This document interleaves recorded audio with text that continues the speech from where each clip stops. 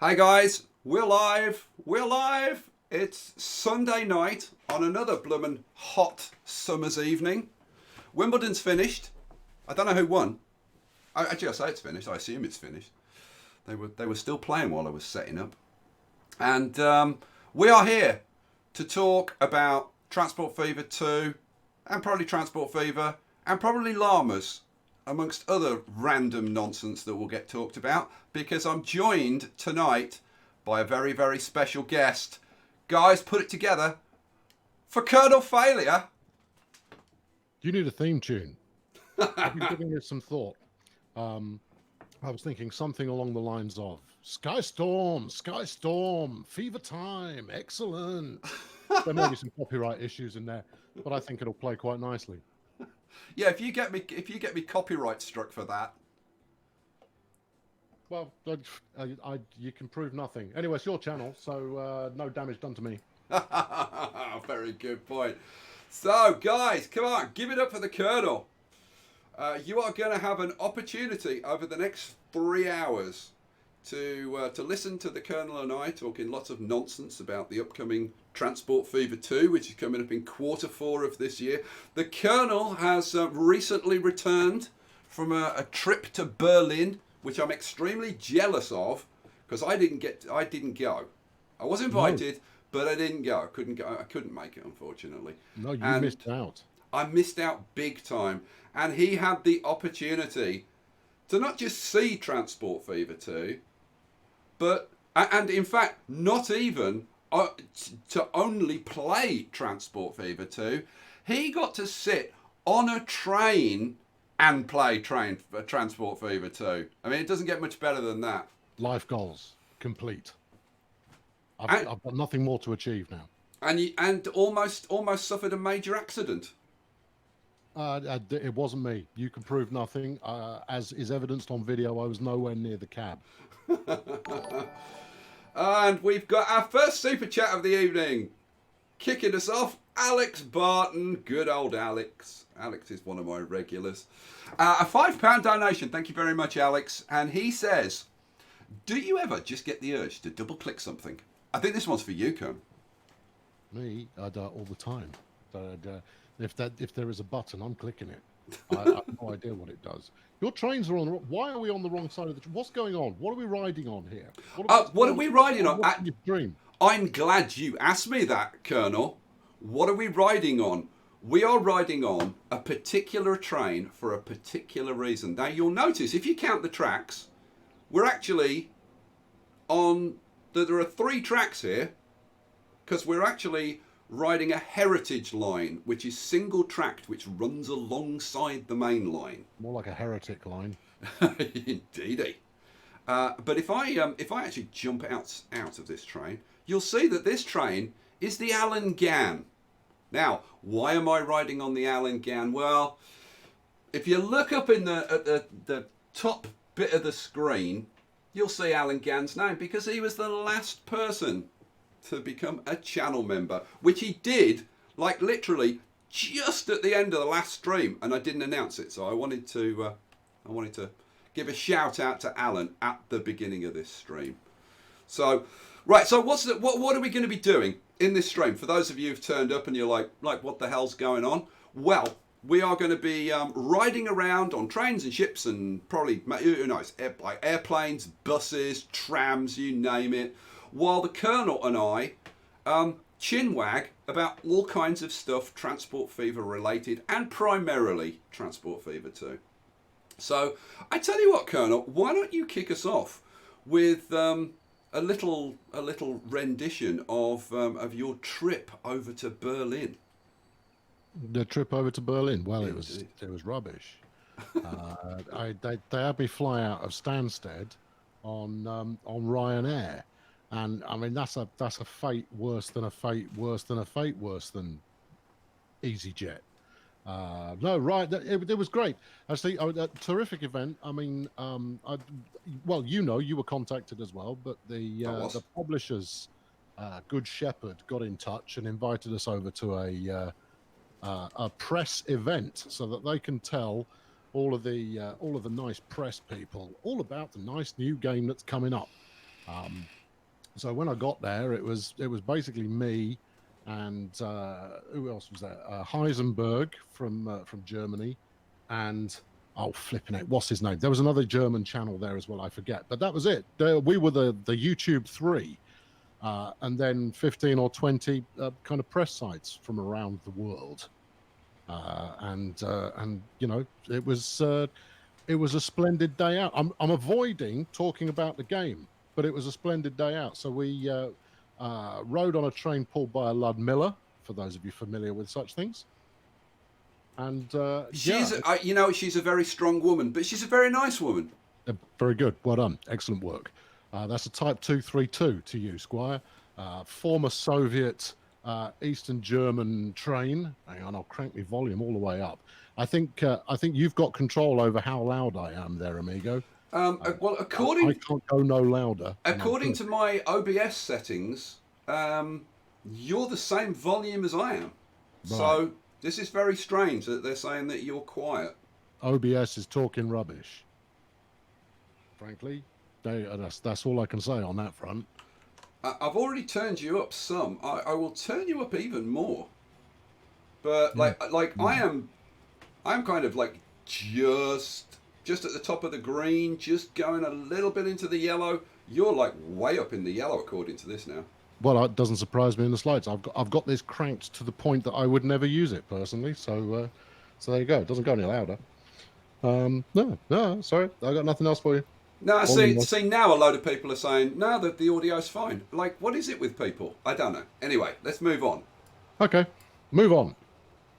So you got there, you got to Berlin, you loaded up on Ludmilla, and she's pulling a train around Berlin. So how long were you riding around on Ludmilla? All day. So we kicked off at about 9:30 in the morning and then finished around 6. So we did the same journey twice. We went out and about for what was it? It was probably about an hour and a half, 2 hours out. Then they take the train off the front, stick it on the other end, and then we go back again. And we did that twice, and it was great. That must have given you a huge amount of time to both play the game and talk to the guys there. Yeah, absolutely, and do a bit of sightseeing and hang out with other community people. The team from transportfever.net were there as well, so I got to meet them. Now, I mean, as far as modding is concerned, I just drive the thing. I don't know what makes it. You need the less smoke mod going on there. Look at the mess they've got there. Flipping it. But yeah, no, I got to. I just got to hang out with people who you're only really aware of via stuff you've used on the internet, which was really good.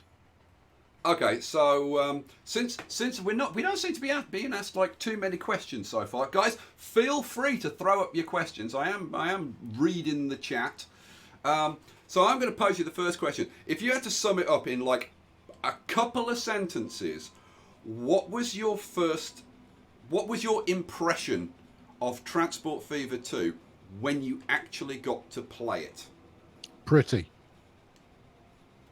That's the first thing that really struck me, is I fired it up. I immediately built a train. I didn't try and play it for the sake of playing it. What I did was, I think I played for about 3 hours in total. I just built a passenger loop to make some money to keep things ticking along. But then I just mucked about with it, and I tried to do all of the things that either frustrate or annoy me about the game at the moment. But frankly, it's just very, very pretty. I mean, you wouldn't think it was that big a deal, right? But I mean, I don't know about you, but I spend an awful lot of time looking at what I've built after I've built it, and doing ride-alongs like we are doing at the moment, or sitting just outside a station.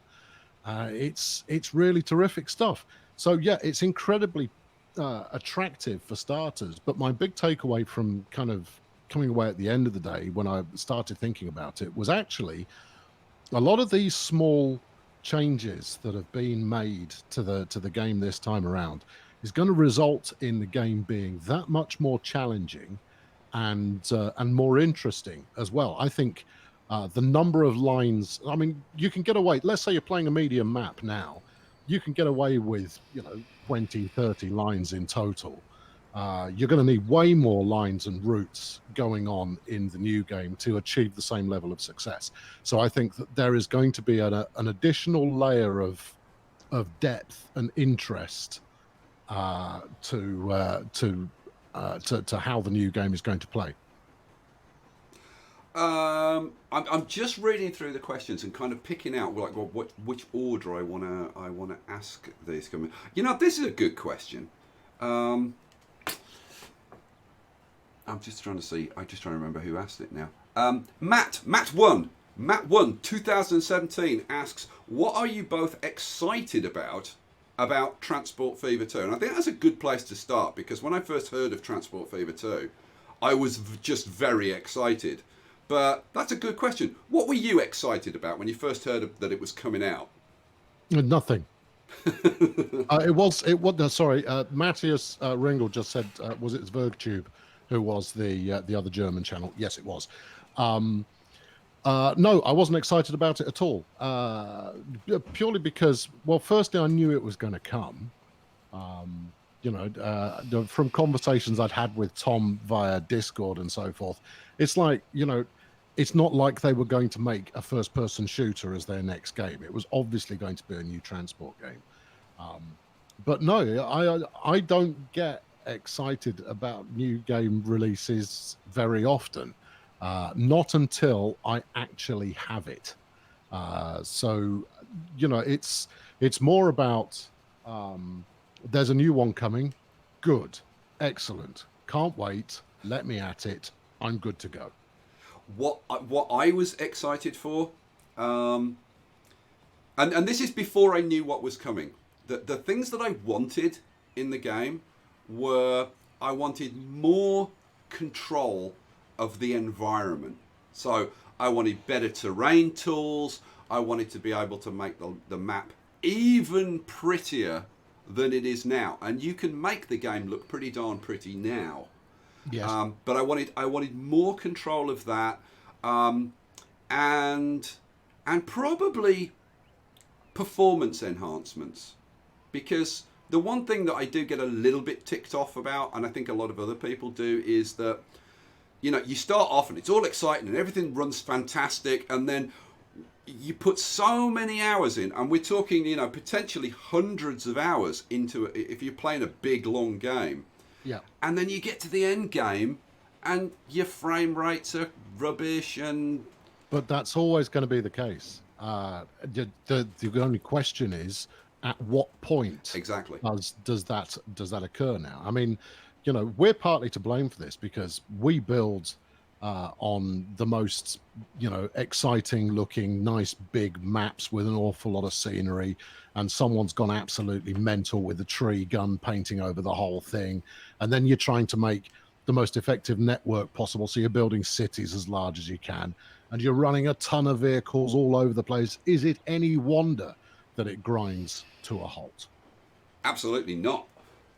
Absolutely. I'm kind of staggered that. Now, you know what? I'm gonna jump off this train and just kind of show people, just in case they haven't seen this map, like just how crazy big these maps are, right? And then bear in mind, you've got all of these cities, and then within these cities, I mean, okay, yeah, you've got all the trains and buses and stuff that you've put in, but the game is simulating every person walking down every street, every car on every road, right? It has a huge number of agents to calculate. It's got to calculate every bit of. Well, actually, that's a bad thing to look at. Let's move over here. If I go over to, where is it? Oh yeah, let's have a big look at the big freight yard. It's got to calculate, at least, not necessarily display and simulate, but it's got to calculate every single bit of freight, where it's coming from, where it's going to. And the thing that really takes up the computing power is calculating paths. But I don't think people realise that pathing is a major, major drain. Yeah, Because, and well, for passengers as well, right? I oh mean, yeah, cargo, passengers, every bit of cargo, every passenger has to figure out, right, from where I am right now, right, how do I get to where I want to go to? And then it's not even as simple as that. It's because you're in a dynamic game where you can delete tracks, you can put new trains on, you can hook tracks up to different tracks, you can put in extra roads or delete roads. It's got to keep recalculating those paths all the time. That's a lot of work. It's a lot of work. completely agree. And I mean, if you remember how it was early on and how it was in Train Fever, do you remember at the end of each month, you used to have a pause at the end of the month? I don't, because you're probably going to be amazed by this. I didn't play Train Fever. Well, that was your loss. Yeah. Train Fever was great, actually, and I mean, one of the things that I said kind of in my preview of it was that the leap from Transport Fever 2, from Transport Fever to Transport Fever 2, feels the same as the jump from Train Fever to Transport Fever, because once you played Transport Fever after Train Fever, you never wanted to touch Train Fever again. There was no point to it. And it feels like Transport Fever is going to do the same thing. Now, I've seen one or two people. Well, I've seen at least one person saying, "Who is this Colonel fella who's shown up?" Colonel Failure is my favourite Transport Fever YouTuber. I can say that without equivocation, because there's pretty much only me and him. Yeah, he's my favourite as well. And I really don't like my stuff very much. So, No, Jesus. and I have to say, the Colonel has taught me quite a lot about this game. I don't think the Colonel knows, but I certainly in the early days I was an avid viewer of the Colonel's videos, and I still try and catch up now and again. And I tell you what I'm going to say. Can I give you a plug? First of all, Nanny Giggles, if you want to throw up the Colonel's channel again, guys, if you want to check out the Colonel's channel, I highly recommend it. Firstly, he is extremely entertaining, as well as doing some very, very cool things. I'm going to wait for the sound effect before I talk. There it is, and that is Colonel Failure, who's decided that he's gonna do some guerrilla advertising. Boom shakalaka. Oh, thank you very much, Colonel. 20 great British, see, real money as well. See, that's what I like. Yeah. 20 great British pounds. My good lord. I mean, it's bad enough. I mean, it's bad enough having to spend time with me. I mean, paying for the privilege. That's grim. You offered such a nice invitation. I thought I'd come and hang out for a bit. But guys, first of all, go and check out his channel. And I think as soon as you go and check out his channel, you'll want to sub to him, and you'll want to watch his stuff. He's done some really, really creative, entertaining builds. You can say stupid builds. It's fine. I mean, I build stupid stuff. You do build stupid stuff, but in a very entertaining and creative way. Well, thank you very much. And I like, to be honest, I like your EPEC challenge, and I wish I'd thought of it first. That's an it's an awfully good idea. Well, the thing I was going to plug, let me plug this before I forget, because I will. The thing I wanted to plug was your Peninsula series, because that is beautiful. Oh, it's also brutal. It's really, really, really hard. I was kind of wondering when you were going to leave the word bankruptcy out of one of your video titles. It happens every series. Every series I verge on being bankrupt. I ran into that problem on my last series, because for some godforsaken reason I decided to start playing on hard. Oh no, I've got no interest in that. I have no need to prove to anyone that that I can go bust. I've got no need to do that. that's not what I'm playing. I mean, frankly, I don't play to show people how to play with excellence. The way I play everything, it's not just Transport Theory, the way I play everything is to show that these games that everybody looks at, well, they look at you fun. They look at they look at you funnily to go, what's the matter with you? Why are you playing with this digital train set? Because it's a laugh. And therefore, a laugh is available to be had while still playing it seriously. Colonel, say hi to JTN 2002. Give him a shout out. Yeah, I know him. He's he's a Bad Company member, and he backs us both, I believe. He does. He just threw up a super chat and he said, "I only support 2 people on Patreon. You 2. So you must be loving this tonight, JTN." Double whammy. Indeed. Good. He'll need a rest after this. Right. Let's stop self-aggrandizing and get on with the show. Yeah, sounds like a good plan. So we've got people to entertain. Yes. We got. Let me scroll back up and see who asked this question. We had a question about. Where is it?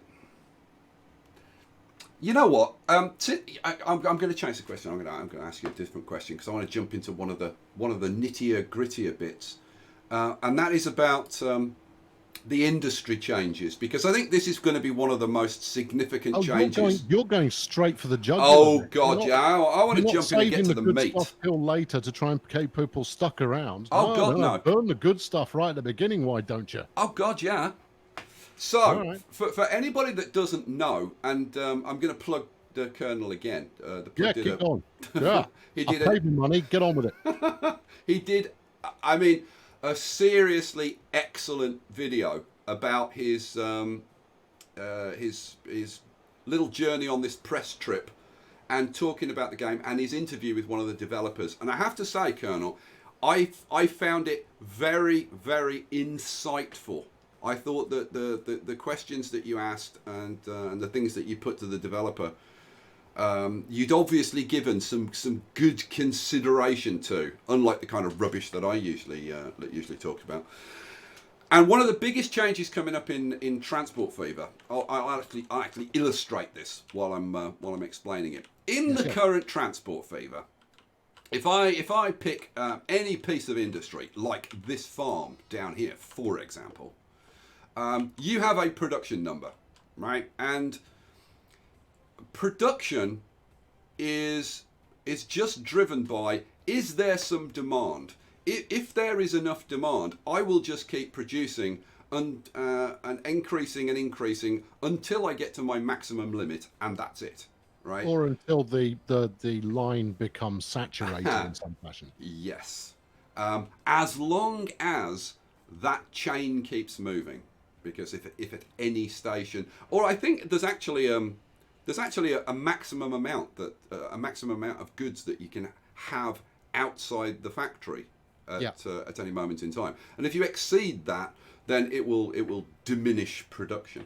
Now, but this is all changing because currently production goes up pretty high, but that's all changing. And I think, Colonel, I'm going to hand over to you because you've actually seen it, you've actually played with it. So you explain what's changing with industry. Okay, well, very helpfully, we've got the production number on screen at the moment. So you'll see that the limit is 1,600, and that's the most it will produce right now. But then later on, that could increase to 3,200. It could then go up to 6,400. Some of those will be limited by whether you've got a mod going on. And that's fueled by how much demand there is for the raw material. Now, the amount of raw material demand there is going to be linked to the amount of end products that you make. So in the case of wheat and cattle here, it's how much of them you turn into food. And the amount of food that is in demand is based on how much food you end up delivering to cities. So the more cities you deliver to and the more demand that drives, the more bread you'll need to make, which means the more wheat and cattle you'll need to produce, right? So the amount of production at the bottom end is directly linked to the amount of cities and the amount of demand you've got at the other end. Now, in the new game, that all changes. Every farm will only ever produce 200, and it won't go up, and more importantly, it won't go down. So it will always produce 200. Now, I'm not certain whether that is 200 on the same scale as we're seeing, 410 or whatever it is at the moment. It could be on a slightly different scale, so it could be producing a little bit more, and that's 200, but it is 200 and it's locked at that amount. What does this mean in practice? Well, you're still going to want to deliver from your food factory out to the end cities, but it means you're going to need to connect more farms to that food production factory.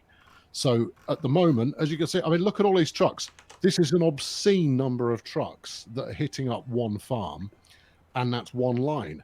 And in the new game, what you'll need to do is hook up multiple farms to one food factory. Now, having explained that, why don't you and I express our feelings on it? And I'm going to go first, and I'm going to say, I freaking love it. Yep. Oh, okay, I'm glad we delved deeply into that one then. Yeah, no, and the reason it's brilliant is for the last thing that I just said, is you're now going to have to link multiple farms to one production facility, rather than just powerhouse, one farm, one factory, multiple towns, job done. You're now going to have to think a lot more about, well, actually, what's the layout of the lines? So you're going to be crisscrossing the map with multiple new train lines or truck lines, and of course, the game now comes with air freight by default. So air freight becomes a possibility later on as well.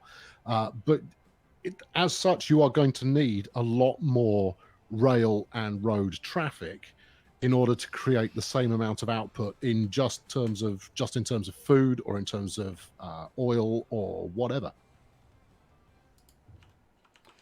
I mean, and what I like about the reason that I just instantaneously say yes is because that's the way it should work, because that's what mirrors the real world, right? Yeah. It takes potentially several farms to provide enough either cereals or crops or livestock or whatever to slaughterhouses or food processing factories. Yeah, either that or like one super mega farm. And the way that farms grow in Transport Fever is they only ever occupy the same footprint. They get a little bit larger in terms of the number of buildings in there, but they are still the same footprint effectively. Indeed. I'm going to jump onto a boat for a while because I never ride on the boats. You should. So we're going to have a. This is Wellington. This is by the way, Colonel. This is one of my favourite towns. I managed to get it to grow along both sides of the river. This is a flat old map. This is, but I mean, to be honest, it possibly isn't even that flat. It's just that I'm used to the flipping peninsula map, which is a hellhole of a map. We're going to ride on the Sail Hydra. Oh, this is busy. That's nice. Yeah. So it's a lovely little town. I'll give you a little look around. No, please do. We'll ride up and down on here, but I'll give you a little look around. It's got quite a nice rail out. We've got an elevated railway which runs through the centre, and it's on multiple levels, and it's quite nice. I like this place. Very nice.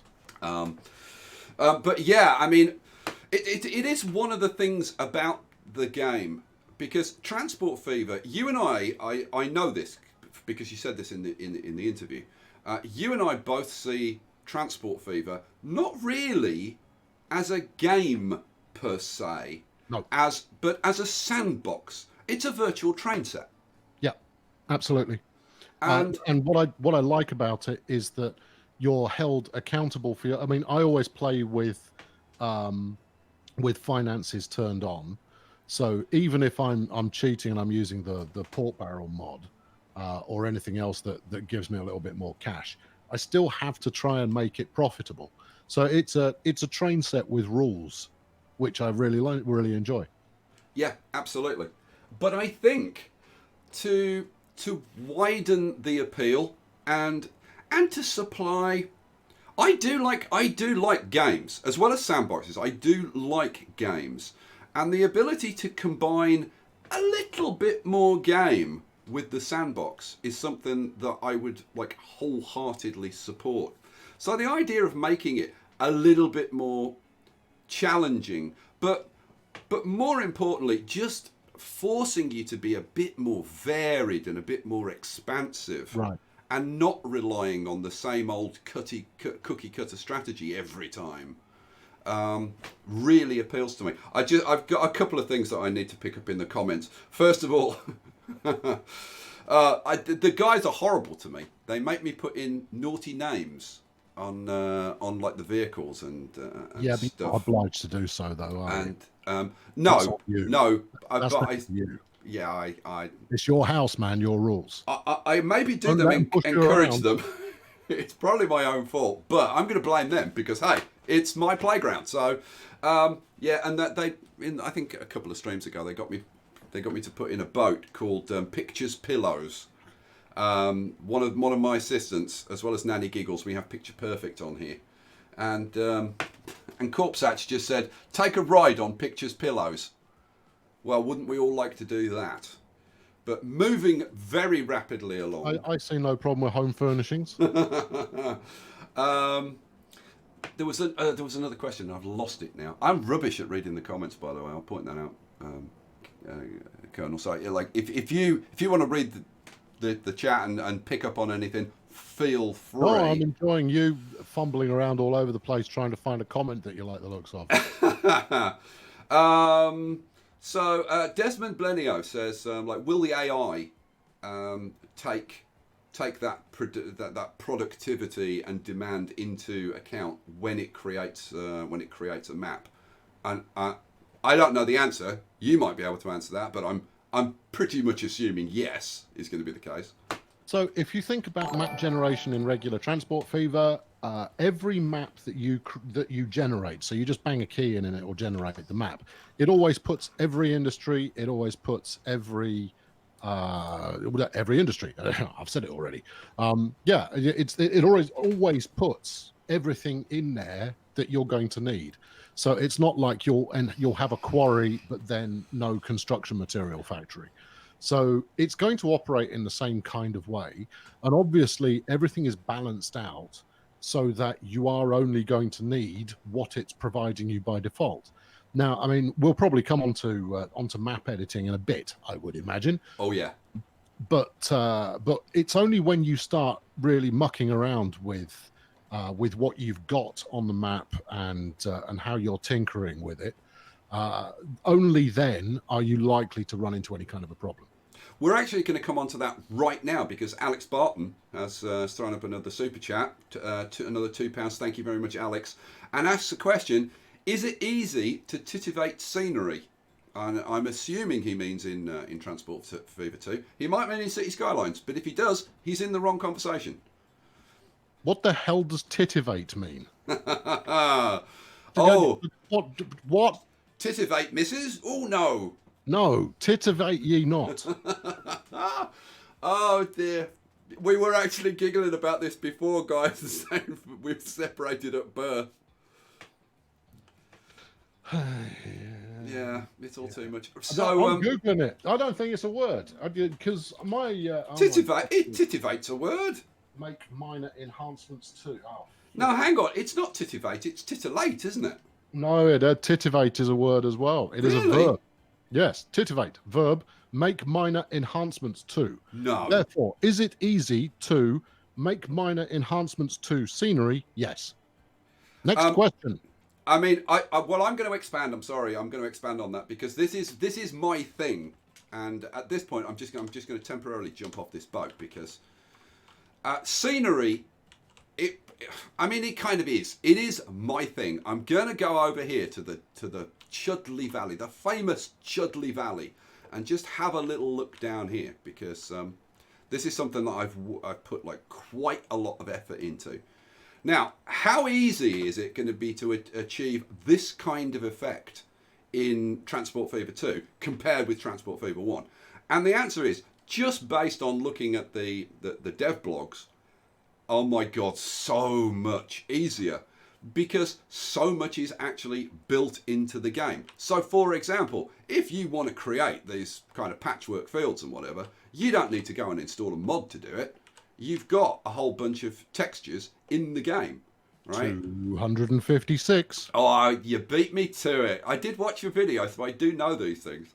And So, it's moddable. It's moddable too. So one of the things that I built in Train Fever was I built a post-apocalyptic train.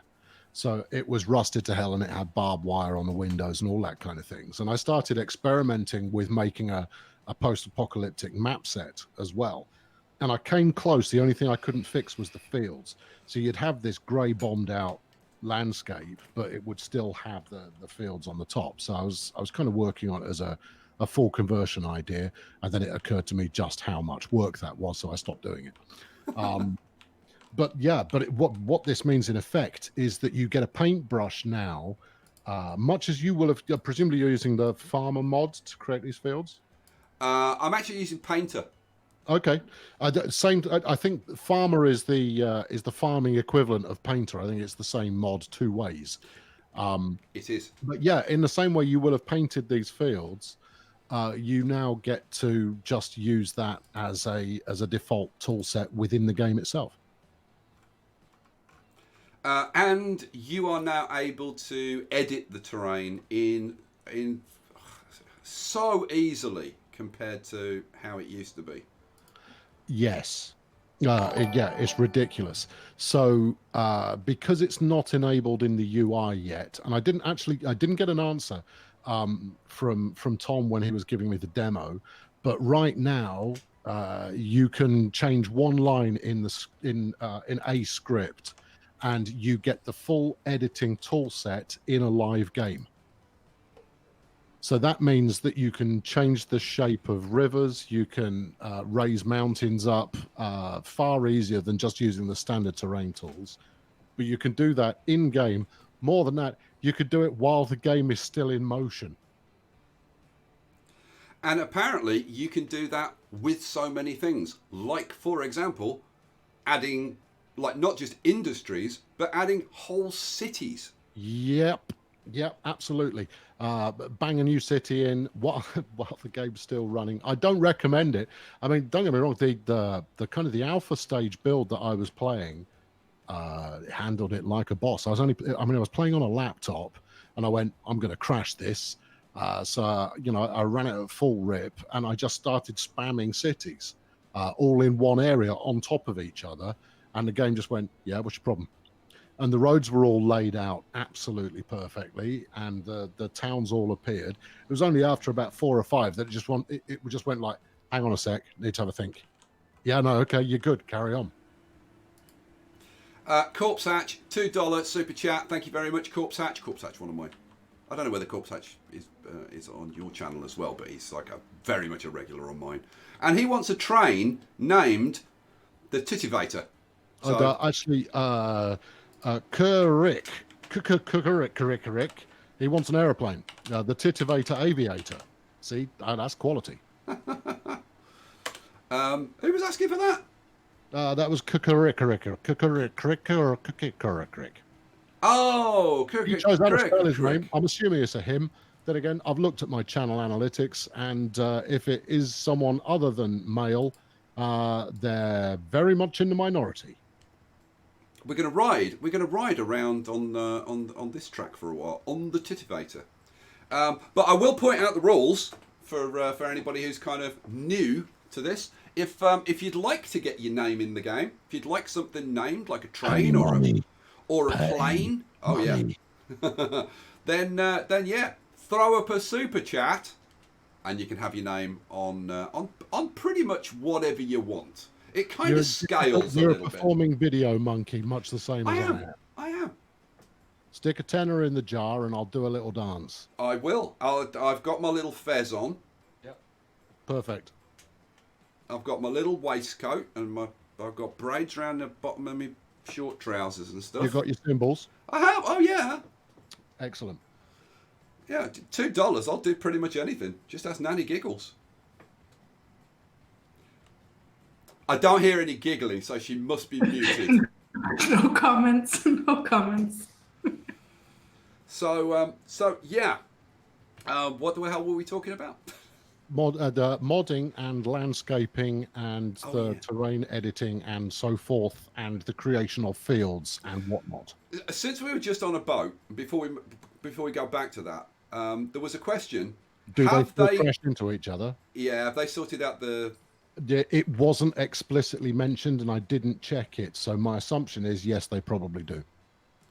I certainly hope they do, because funnily enough, right now I'm playing a lot of Surviving Mars. I don't know whether have you ever played Surviving Mars? I have played Surviving Mars, liked it. Nobody watched it, so I fed it into the wood chipper.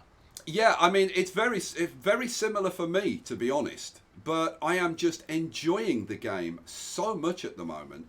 By the way, you probably won't see this for about another 20 seconds or so. But if you look at the hillside, the mountainside, yeah, you'll probably see it in another sort of 20 seconds or so.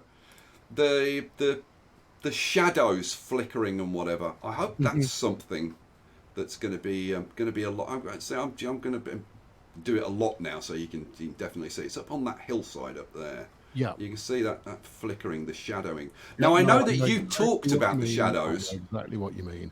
Well, I mean, they hired a couple of guys with movie making backgrounds to try and sort out their kind of art style, and a lot of it is going to be down to why do we want to use this style? What's the effect that we get from it?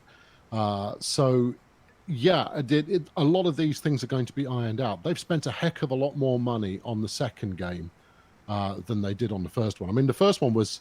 So when they made Train Fever originally, it was kind of crowdfunded. So it was group funded, let's say. So kind of private crowdfunding.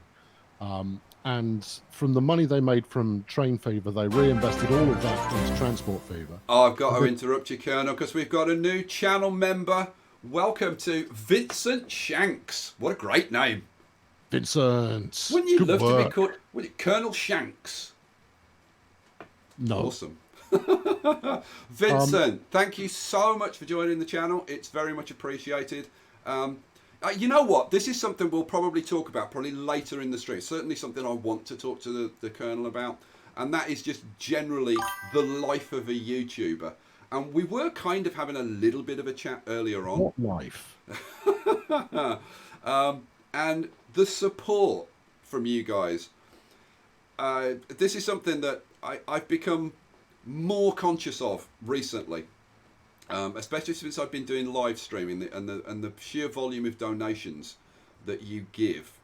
And I know that the Colonel feels exactly the same way, in that every one of you that donates, that supports us on Patreon, it is an invaluable level of support to us, isn't it? Amen.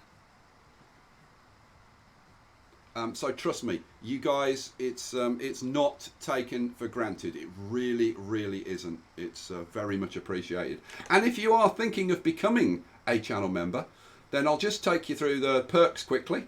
I have some very, very saucy, sexy channel badges. Oh, fine. I'm going to go get a drink. You go and get a drink. And I'll do a plug and you go and get a drink. You get some awesome channel badges.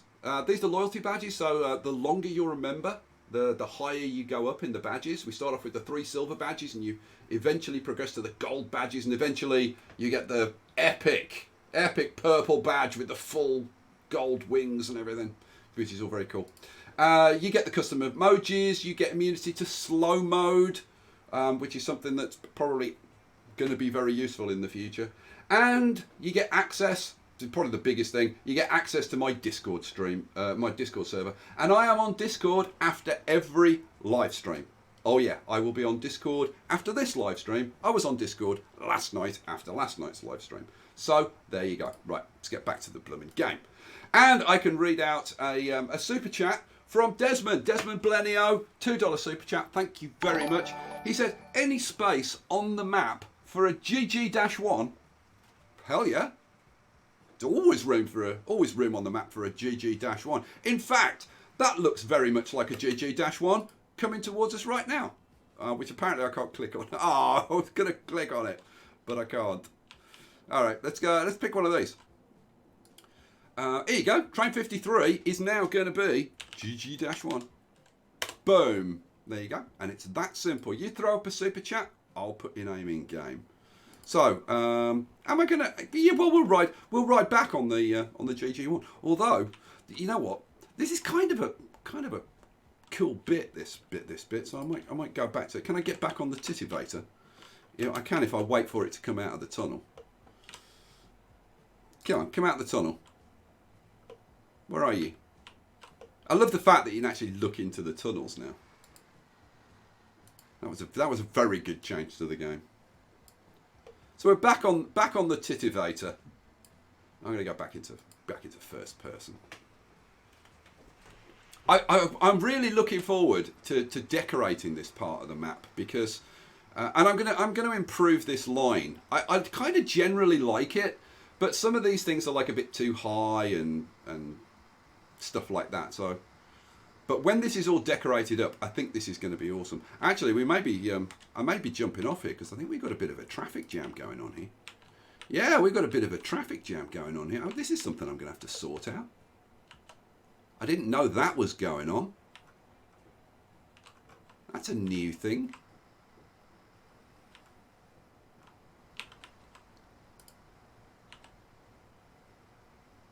Yeah, I don't know what I don't know when that started because that was working. This was running like clockwork at one point. Probably messed something up. Oh well, it is what it is. Alrighty, was that? Oh, we just got somebody joined the channel. Very, very nice. Alrighty, so let me run through, see if I can.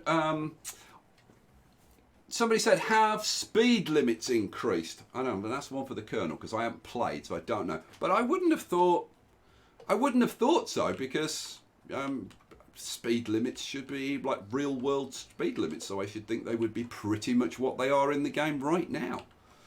I might just jump onto an aeroplane actually for a bit. Because I do like a bit of a ride on an aeroplane now and then. Oh, here we go. This is my favourite approach. Coming into Biggleswade Valley. Oh yeah, we'll jump on board here. We'll do this first person because this is just epic. Look at that. Now that I can't wait to do something like this in Transport Fever 2 because it is going to look just insanely good. Like, I mean, this looks pretty good. Transport Fever 2 is going to look staggeringly good. Tyler Bosley says, a GG1 is a USA electric engine. You know what? I didn't actually know that. Why didn't you know? It's one of the vanilla trains, man. Is it? Yeah. I didn't know that. I didn't know that. So there you go. Yeah. Yeah, Corpsatch says we make Skye name things this way so that he has to say dirty things. Yes. Yeah. No, that won't work on me. No, I keep it clean. I have standards apart from when I do it accidentally. Yeah, I have absolutely no standards when it comes. Oh, to this is a lovely money. This is a lovely airport approach you've got here. This is really nice. Oh, you like that? Oh yeah. I have to say, that is my favourite approach. It's nice, glorious, nice car park. Oh, how long did that take? That took a very, very long. You know what? I'm gonna jump on this plane again. Now, bear in mind, you're like 20, 30 seconds behind. Yeah. But I will show you just how extensive these car parks are. So I've got this like massive blooming car park on this side. And I'm actually just going to run over it so that you can see just how crazy many cars there are in there. But that's one side. I've also got a similar car park, not quite as big, on this side with all the cars. And this wasn't just done, you know, like just slap all the cars in. I literally. I found a mod where I could place them at about 20 at a time. Oh, that's good. And it automatically comes up with kind of random spacing or whatever. But you've still got to play around with it. Yeah, of course. And yeah, I the first probably hour, I had a lot of fun doing this. and then I think as I got into sort of the second and third hour, it started to drag a bit. Yeah, I would imagine so. But yeah, there's cars all over the place. I'm just going to answer a question from the chat because it's come up a couple of times. I've seen it on Reddit. And that is, hold on, I'll do a name check because I usually don't get the opportunity to name check people properly. Where has it gone? It was here somewhere. Oh, flipping it! I'm doing it now. I'm proving my own level of competence when it comes to reading the chat. Welcome to the club. Oh well, whoever it was, John. Yeah, there we go. John Warren. He asked whether you could force traffic to drive on the left rather than the right this time round. Didn't ask again. Wasn't mentioned, and therefore I assume no. The only game I've come across that allows you to toggle between the two is Skylines. But I've kind of got used to it, to be honest. I kind of got used to thinking in terms of driving on the right. Now, this is going to be the most insane coincidence ever, right? You're talking about the trains being on the wrong side of the tracks. Yeah. The next train I click on just happens to be named the wrong direction. Wow. What a Illuminati coincidence. confirmed. Hell yeah. So you know what? We're going to have a ride on the wrong direction. With Zane. As long as Zane's on board. Crazy. We've got a super chat from Papa Bale. Hi, Papa. And he says, are there trains that you could name MPH and MPH MPH and MPH Junior? Yes, is the answer. You know what? I'm going to pause it and I'm going to name a couple of trains. So, Colonel, pick another question from the chat. I see what you've done there.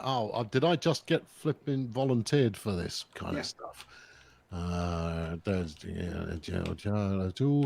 and I saw there's been a couple actually. Will they find it? Stephen Reardon. I haven't read your question, but I'm going to read it now. Here we go. Will they finally resolve the issue of clashing vehicles on roads and rivers where they just pass through each other? No, they probably won't. You should get fewer trucks and cars running over pedestrians, but I would imagine you'd still get some. But I don't believe they've added collision detection to the ships this time round. So I think that's still going to happen, unless. And I think the way around it, I think you're still going to get. I don't think they have collision detection, but I think what they might have done was make it so that pathing is less likely to follow the exact same path in both directions. See, now, Kim Mortensen has just thrown up a super chat. His name's Hayes, and he's a ruddy joker. Now, seriously, an hour ago, I wouldn't have known what the hell he was talking about. But fortunately, the Colonel put me wise to this. Would you like to recount that story? No. No, I was talking about a funky truck stop. Funky truck stop. Live on stream. And I had a slight misfire in the old cerebellum, and it ended up coming up with the consonants the wrong way around, and everybody was delighted apart from me. You know what? I'm going to find kind of like my best truck stop. And I'm not gonna, Kim, I'm not gonna put it on a truck. I'm gonna put it on a truck stop. Because it needs it. It just absolutely needs it. You know what? Maybe I've got one in here. You'll see this in 20 or 30 seconds. This is my big container yard, which I had enormous fun playing around with. And you know what? I'm gonna use this one. If I can actually blooming click on it. Yeah, milk it. Yeah, keep it going. Yeah, let's keep this conversation live for as long as possible. Yeah, that's a great idea. Because this only happened a year or so ago, and everybody mentions it all the flaming time. And I love it. Yeah, absolutely brilliant. Oh yeah, there's no getting away from stuff like that. My moment of horror. That'll be with you forever. Mm-hmm.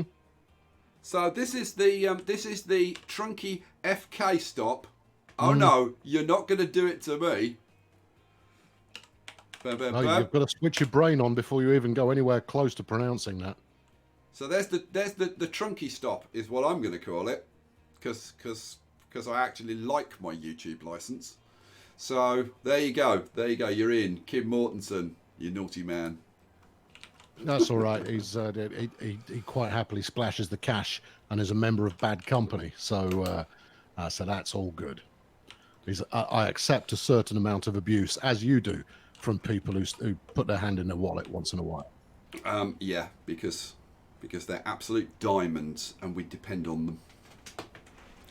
You know what? I'm going to sit and look at this this truck station for a bit and just kind of watch the trucks driving around and watch all the trains coming in and out. I think that's a very good idea. I think it's a very, very good idea. Liam says, I'm going to pick up a question from the chat. Go on. You've handed control over to me now. Oh, go for it. Danny Broderick recently asked, "Hi Skye, yeah, Skye's busy. Will you and Colonel Failure, that's me, be possibly working together on a future Transport Fever? That would be really good." Well, we were discussing that earlier, weren't we? We were, and we were saying, I frankly never want to work with you again. No, completely. I've had enough of it already. Yeah. I mean, we've been together I'm for an hour. obliged I'm sick of to it be now. here now. Yeah. The only reason I'm carrying this on is because you gave me 20 quid. Yeah, I know. Well, I mean, that's why I paid you 20 quid, so you couldn't kick me out. That's right. Otherwise, I'd be done by now, to be honest. I demand more promotion as well. I mean, come on, clock's ticking. Nanny, throw his channel up. I am here with Colonel Failure, my favourite Transport Fever YouTuber. He's awesome. He's funny. He's creative. He screws up almost as much as I do. Lies. And well, okay. All right. Fake news. More. That's Project Fear. Check him out. Check out his channel. Nanny's just thrown his channel up. Go and check out his channel. Throw him a subscription. Watch one of his videos. Maybe even throw him a like. One? No, watch all the videos. I've only got like 1,600 or so. You'll get through them in a couple of weeks. What? I don't know. A couple of weeks. Yeah. Yeah, no problem. Nobody watches mine in normal time. They all stick them at like 1.5 or 2 times flipping speed up. Right. Well, let's pick out another Transport Fever 2 question. Well, Noel Lovelace. I've got to do Noel Lovelace first. Noel Lovelace. Thank you, Noel. Another good regular. Job, Noel. $5 donation. Thank you, Noel. And loving this collaboration, guys. Hope you two can do this again. Should we get serious for us? Go on, because the Colonel and I.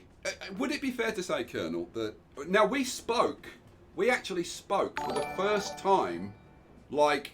What time is it now? It's about an hour and 20 minutes ago. Yeah, about an hour and 20 minutes ago. And I think we both decided about an hour and 15 minutes ago that we don't mind each other. No.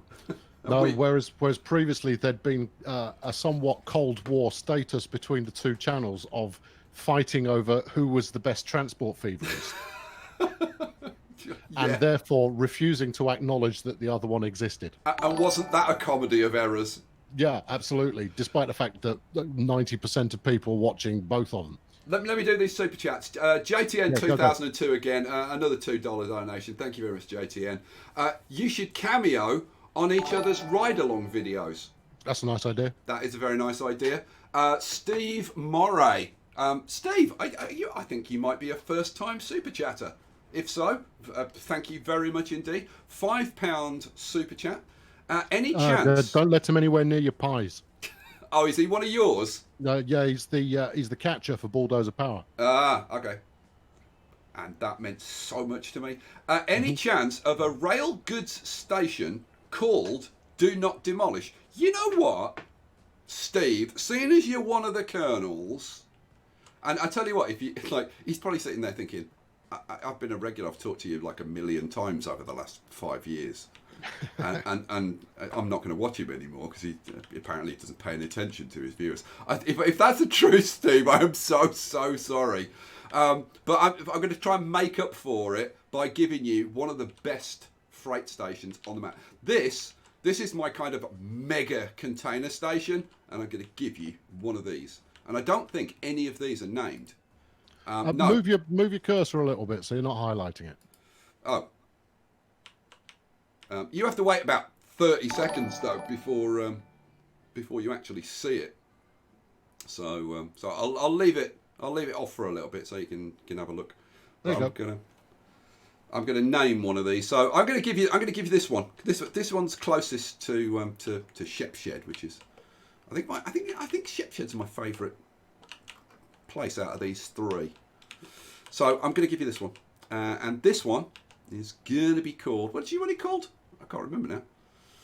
And of course now I've talked for so long that it's scrolled off the screen. So let me just switch out for a sec. What did you want to call it, Steve?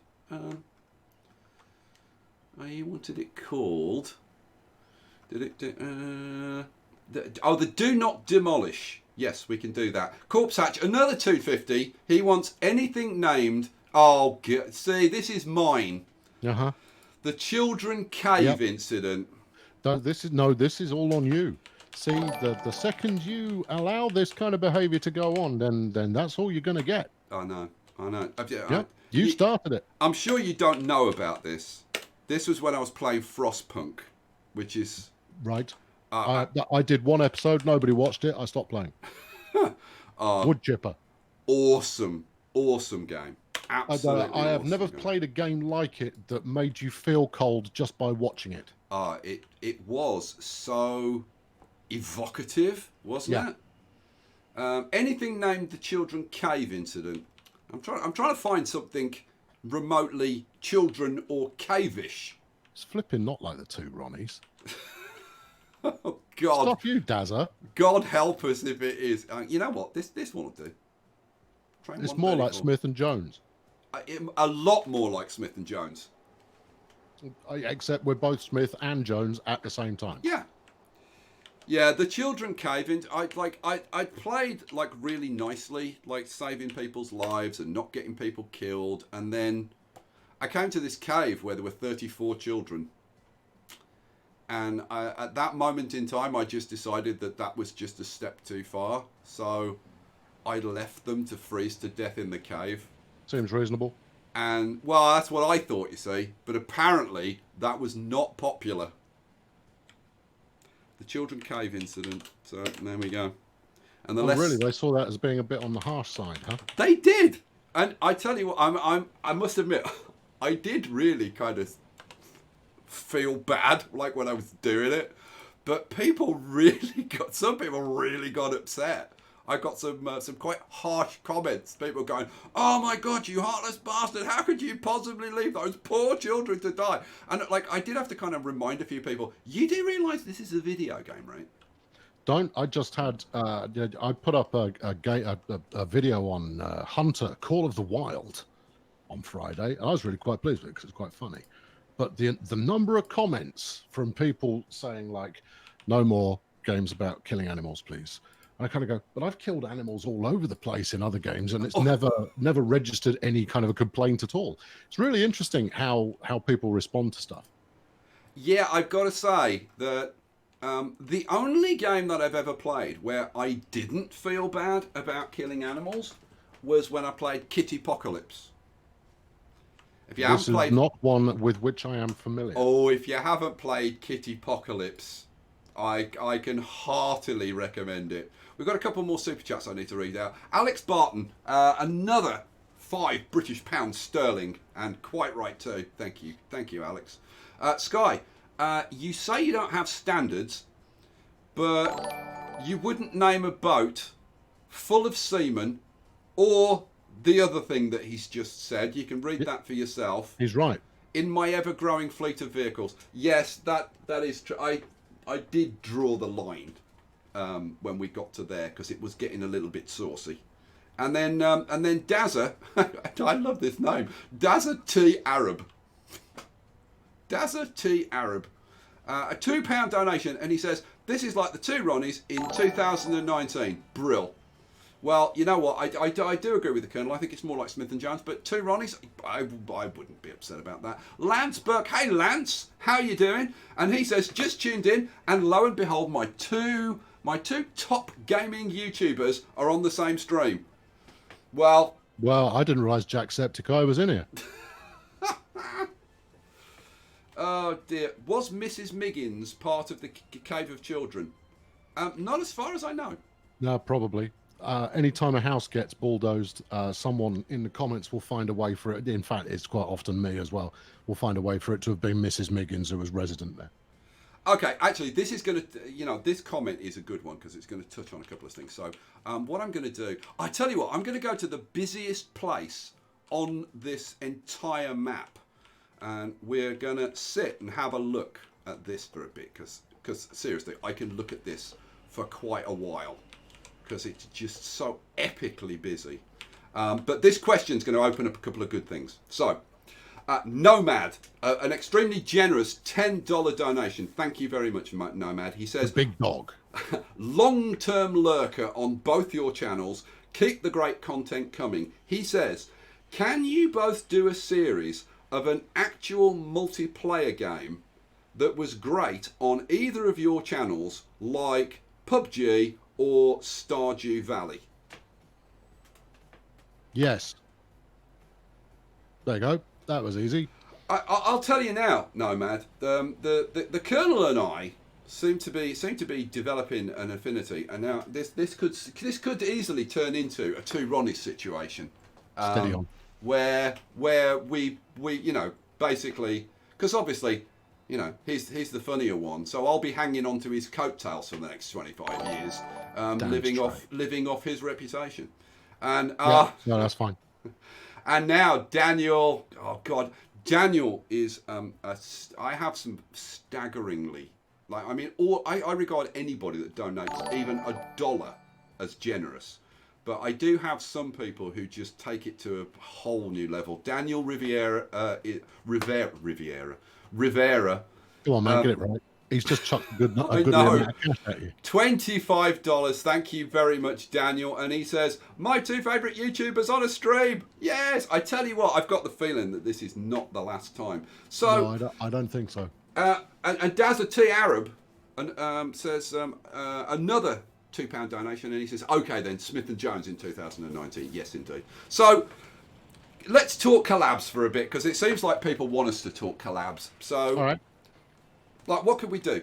And if you guys have got ideas, then feel free to chip in. But the Colonel and I are going to chip in on what we think we could maybe do as a collab. Any ideas? Well, it's all about, what's the big channel we want to take out? Who do we want to take down? I mean, we could go after Soviet Womble. That might be tricky, and we might have to swear quite a lot more.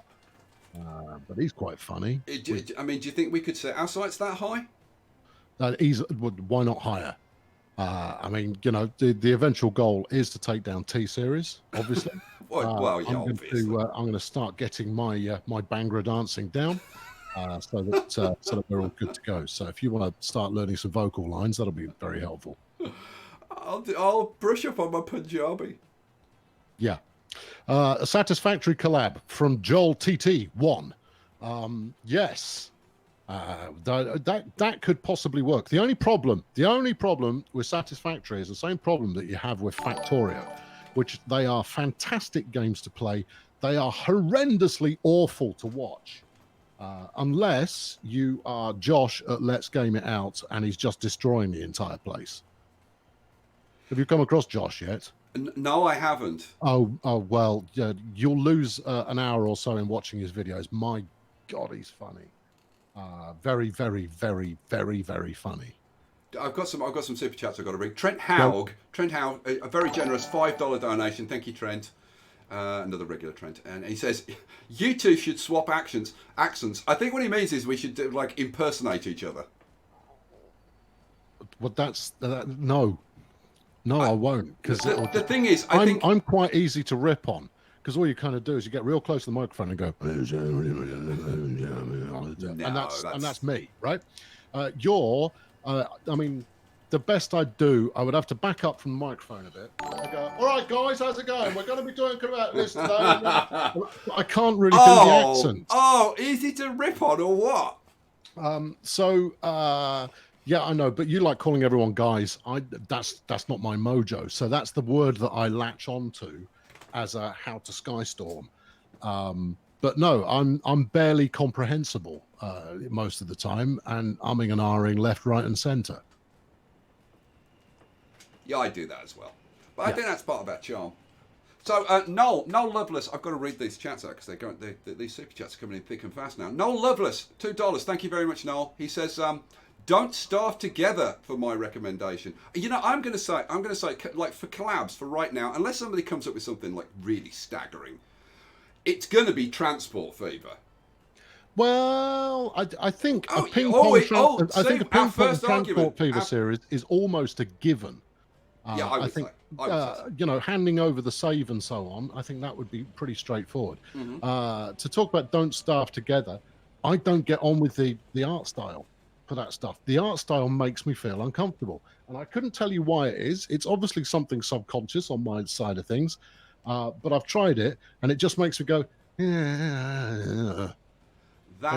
That was very much my first reaction to Don't Starve. I was completely put off. Didn't play it when it first came out. Yeah. And then I actually played it. Love it. The game's great, but it's why I haven't played Oxygen Not Included as well.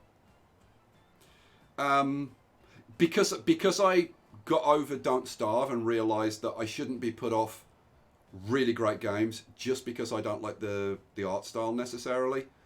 That's why I started playing Oxygen Not Included, because I felt the same way about Oni. Let me read out Burning Stoner's Music, another one of my regulars, says, great stream today, guys. Throwing in a shout out to a relic. Let me get a train called the Blokes Southwestern. This is a reference to one of the accents that I occasionally throw in to embarrass myself. There's a healthy number of trains coming in and out of this station. There really are. I'm going to name one of these trains so that I don't have to go anywhere. The Blokes Southwestern. This is going to be the Blokes South. I'm going to answer Kimuri's question. So, or Kemuri. I'm not entirely. You can pronounce it how you like. I'll pronounce it Peanut. So, Peanut, in Transport Fever 2, will the map be larger, and if so, by how much?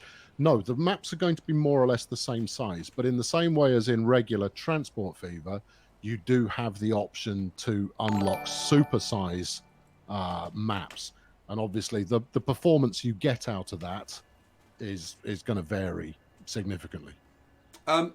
Interesting question. I'm going to answer this one if I can remember. PJ says, please ask Skye, where can we get the EPEC map? And the answer is, go and watch episode 1 of the EPEC series, and it tells you how to generate it yourself. Well, spooky how that works. So, I mean, it does mean that you will then have to spend about 200 hours decorating it. If you mean, where can I get the save game? The answer is, you won't be able to get the save game until I've finished it. So, there you go. Nasty. So I have the same thing with Peninsula. Everybody wants the Peninsula map, but it is unfit for purpose. I had to spend, probably 2-3 hours just smoothing it with the no-cost mod on in order to get it to the unplayable point that it is now. And if you try and generate, towns and industries on it, it doesn't work. It crashes every time. So that's why I don't give the map away, but the save game's available in the first episode. Okay, I've got to bring Nanny Giggles in at this point because Kim Mortensen is being horrible to me, and he's trying to get me to say "regret me flood," which I can't say. So Nanny, how do you pronounce that? Read the whole thing. Give me a nice shout out or whatever. You Danes together. So how you pronounce it is "regret me flood." and it's a type of porridge, isn't it? Yeah, it is. It's like strawberry porridge with some, heavy cream on it. Really delicious. That sounds so wrong. Yeah, so right. Oh, thank you so much for that. But you have quite a few Danish people here tonight. Do we? Yeah. How can you tell? Can you tell by the way they're what font they're using or something? I've got another super chat from Daniel Rivera again. Thank you. Another $2. Thank you so much, Daniel. Let's let's name a train the Colonel Failure. Which leads me into a question then, Colonel. You're going to be able to have whatever the hell you want. Because of your generous cheeky advertising earlier, you've entitled yourself to have whatever you want on this map named. Smashing. Where's your SD40s? SD40s. What livery would you like? Just Because there's a. if you've got a BNSF, that'd do nicely, or a Northern Southern. This is a Montana Rail Link. This is my favourite livery. I think this is an SD40, isn't it? Is this an SD40? Where does it frickin' tell me where? I'm sure this is an SD40. You know what? I'm gonna ride on it a bit. You tell me. That's an SD40, isn't it?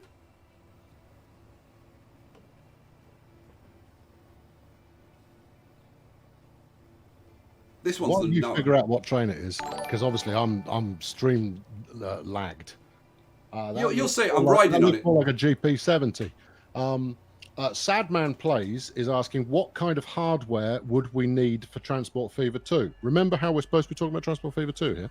Oh, yeah. I remember that. In all honesty, they won't have locked that down yet. So they won't have got to the point where they're starting to do optimization and figuring out what the end power is required in order to be able to run the thing. That said, when we played the demo version, and remember, I only got to play the first 3 hours, so it didn't get stupid busy. It was we were running on laptops, so I mean, even with a high-powered laptop, it's still running on a laptop. It's not running on some super-powered desktop at the moment. So I would expect if you can run Transport Fever into the year 2000 and beyond with a pretty busy map and it looks pretty good and your frame rate's reasonably good right now, you'll probably be fine, but don't quote me on that. Let me read out some super chats and then I'll weigh in on that. Nomad, a $10 donation. Thank you very much, Nomad. Another $10 donation from Nomad. Adding some single player recommendations. Subnautica. Have you played Subnautica? I have. Love it. Oh, I'd love it to death. But in terms of making videos on it, missed it. The window's closed. Yeah. I made a series. I ended up making a full series of it because I loved the game so much, even though the views on it were not fantastic, but I didn't care because I just enjoyed it so much. Love the base building, love the exploring, just love the whole thing that you have. All the it's scary, it's exciting, it's awesome, and yet there's no weapons. There's like one rifle that doesn't actually hurt anything, which I love. I love about that game. He also mentions They Are Billions. I covered it in a top 10, but I never played it. You? It's fantastic. And the Conan ripoff is pretty good as well. I did a video on the Conan version not so long ago. What's it called? Conan Unconquered is also pretty good, and that does have multiplayer. You know what? Conan Unconquered. I've heard of it, but I've never even watched a trailer or anything. I've got loads to read out. Mystical Socrates, a $2 donation. Thank you very much, Mystical. If you don't mind me addressing, I'm sure it's Mr. Socrates to you. Skye, what's the EPEC challenge all about then? You know what? I'll cover that in a second. Which usually means I'll forget because I was going to weigh in on something else and I've forgotten what that is. Michael Molly. I love alliterative names, don't you? Peter Parker, Clark Kent, and Michael Molly. Michael Molly says, and it's a $5 donation, thank you very much. Are they building underground stations into the game? Now, you know what? Let me read out the other two. Brian Wood says, will there be a Mac version? Can you answer that? Transport Fever 2? Yes? Don't know. We don't know. I would expect there to be the same range of options that Transport Fever had at launch. So, there you go. That's as much as we know. And finally, Steve Moray again. A £5 donation. How about you having a nice, relaxing game of a nice, relaxing game of keep talking and nobody explodes? Do you know that game? Yeah, I know it. We'd have to get Stegs out of retirement. Oh my God! Nanny and I. Boy Wonder panicking for a game like that. Nanny and I did one episode of that, and I swear to God, it almost ended our relationship, didn't it, Nanny? Beautiful. I did, but you were like such a bonehead. I was such a moron. I will admit, I will totally admit that I was being a complete asshat when like seriously, go and watch that video if you want to see me. Like, I mean, it's a humiliating experience for me because I was berating Nanny Giggles, and she did everything right, and I did everything freaking wrong. I am so embarrassed about that. But there you go. I have to remind you, you forgot a super chat. Did I? Which one? But it's so far up, I can't go back to it. It was actually Kim Mortensen who pointed it out to me. Oh. It was about something with bad company. Please, the person. It was, how do you join Bad Company? Bad Company are the people who get to join in my fun and larks over on my channel. So you can either hit the join button on YouTube or head over to Patreon or Patreon, your choice, .com/kernelfailure and join up there. There are exclusive series and the opportunity to join in games with yours truly. The latest one of which is starting at the end of this week. We will be playing Atlas on a private server. You'll be able to shoot me with your pirate ship. Message ends. And if you're interested in checking that out, then whop yourself on over to is that a thing? Well, I'm gonna make it a thing. Whop yourself on over to the Colonel's channel, which Nanny Giggles will be throwing up in chat now, and check out the Colonel Failure, my favourite Transport Fever YouTuber, and generally all-round good bloke. And Dresdoholic, which is I think pretty much any trip to Dresden is Dresdoholic. You know, I'm starting to sound like you. I have this tendency when I spend time with people that I just naturally kind of assimilate their mannerisms. It's not something I do deliberately. It just happens. Well, in which case, find some better subject material. Go after, Chris Rock or Eddie Izzard or Frankie Boyle or something before you start. Assimilate a comedy great, bit of George Carlin, and then a bit of Richard Pryor, and then, stick yourself out there and sound like someone actually quality. Dresdoholic, it's two European pounds donation, and he says nice. Then thank you very much. Thank you very much for that. Let's answer that one question. Underground trains. Are there going to be underground trains in TF2? Only in the same way that they are in TF1. I'm going to say something. This is something that like it gets brought up in like most games. Like, are they going to have undergrounds? Are they going to have undergrounds? Frank, I'm going to speak my mind on this issue, which I'm not sure I've done before. I probably have kind of, but not as extreme as I'm going to be. Underground trains suck. Why? Because you can't see them. What's the point? Well, you would have to go into the extent of building out proper underground stations and then having the connectivity between the surface and the underground. But you're right, you don't get to see very much while they're doing their thing. I think underground routes, they work perfectly well at the moment, but there's not much spectacle going on. What I will say is that they have improved the texturing of tunnels, which works much better. And the other thing about tunnels is getting the landscape to clip through the entrance to a tunnel is now really difficult. I couldn't make it. I couldn't make it work. I couldn't get. You know how you get that nasty jagged bit of land sometimes clipped through the entrance. Yeah, I couldn't make it do that. Let me see if I can find one. I'm probably. What he's talking about is you get this kind of horrible stuff going on around tunnel entrances. It's usually when you've either reshaped the tunnel entrance or you've deleted a little bit and then gone through again, and you end up with some janky, horrible rubbish. Yeah. This is. Yeah, it's very difficult to get like really nice looking tunnel entrances. I do my best, but it's not great. But yeah, this is something like monorail. Oh, give me freaking monorails. Yeah. Love a good monorail. Yep, a proper elevated system would be great. Yeah, and like the ones that hang underneath. Yeah. Oh, love those. But undergrounds, I'm sorry, you can keep them. No, those ones are okay. You got maybe a little bit of clipping going in on the side. Yeah. You know what? I'm actually going to go over here to Chudley Valley, and I'm going to So give. George is saying a station on a bridge. So that is the archetypal L there, elevated station. Again, not that I saw, but the thing is that they've already said that there will be DLC for Transport Fever 2.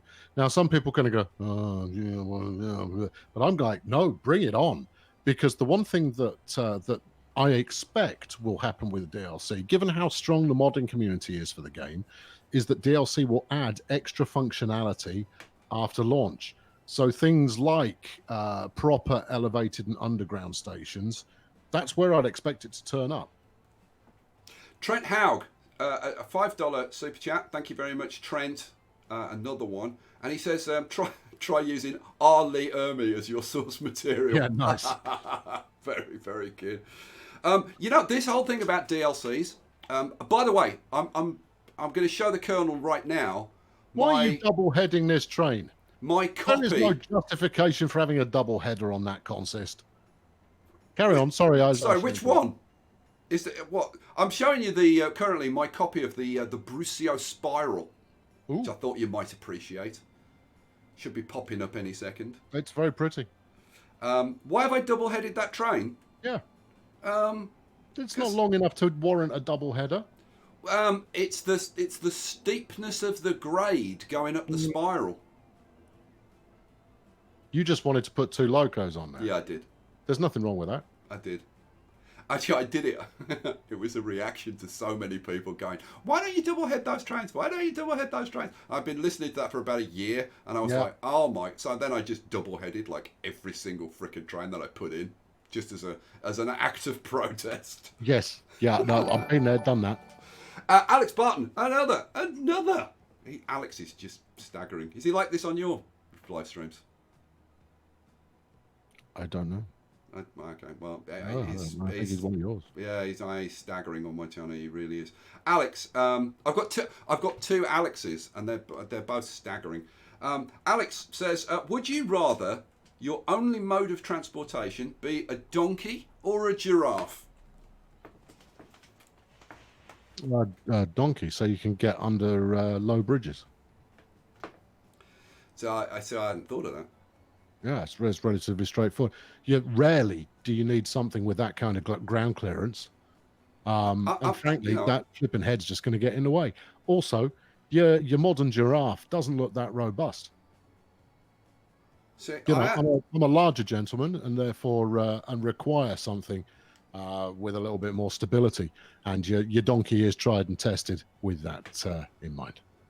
So I was going to say giraffe, and now I just feel freaking embarrassed. No. You haven't thought that through. No. I mean, they're prettier. I'll give you that.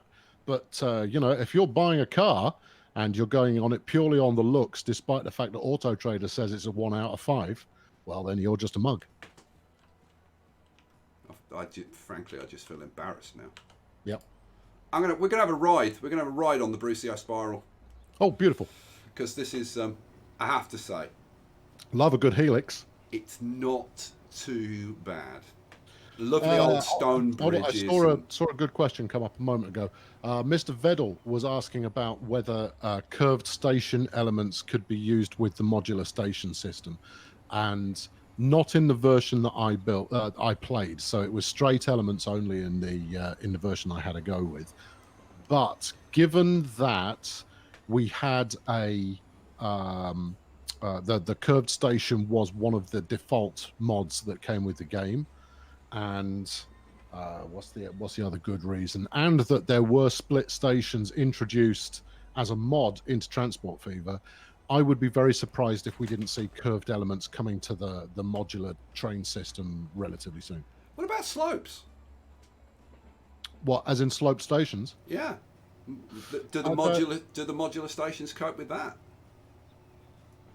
Oh, well, you're talking about the thing with a modular station is the first thing you have to place is a regular station, right? Now, it can be a fairly short regular station, a single track, 60, 80 meter job. And that's your baseline from that point onwards.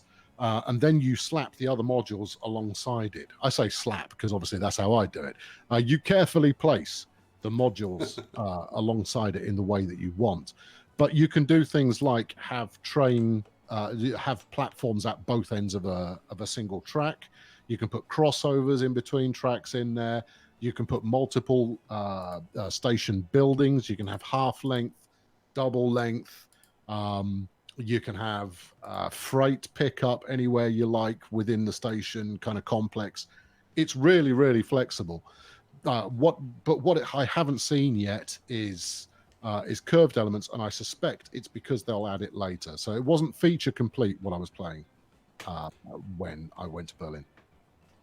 Okay, I've got an SD70, which just happens to be train 69. Would you like that? Yeah, all right. Yeah, I'm going to leave it actually as train 69, and it's going to be train 69, kernel failure. Yeah, lovely. Fab. Failure. There we go.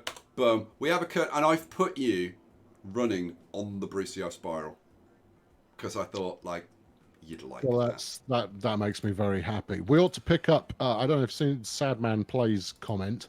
That's a good one to pick up because we never finished talking about freight. What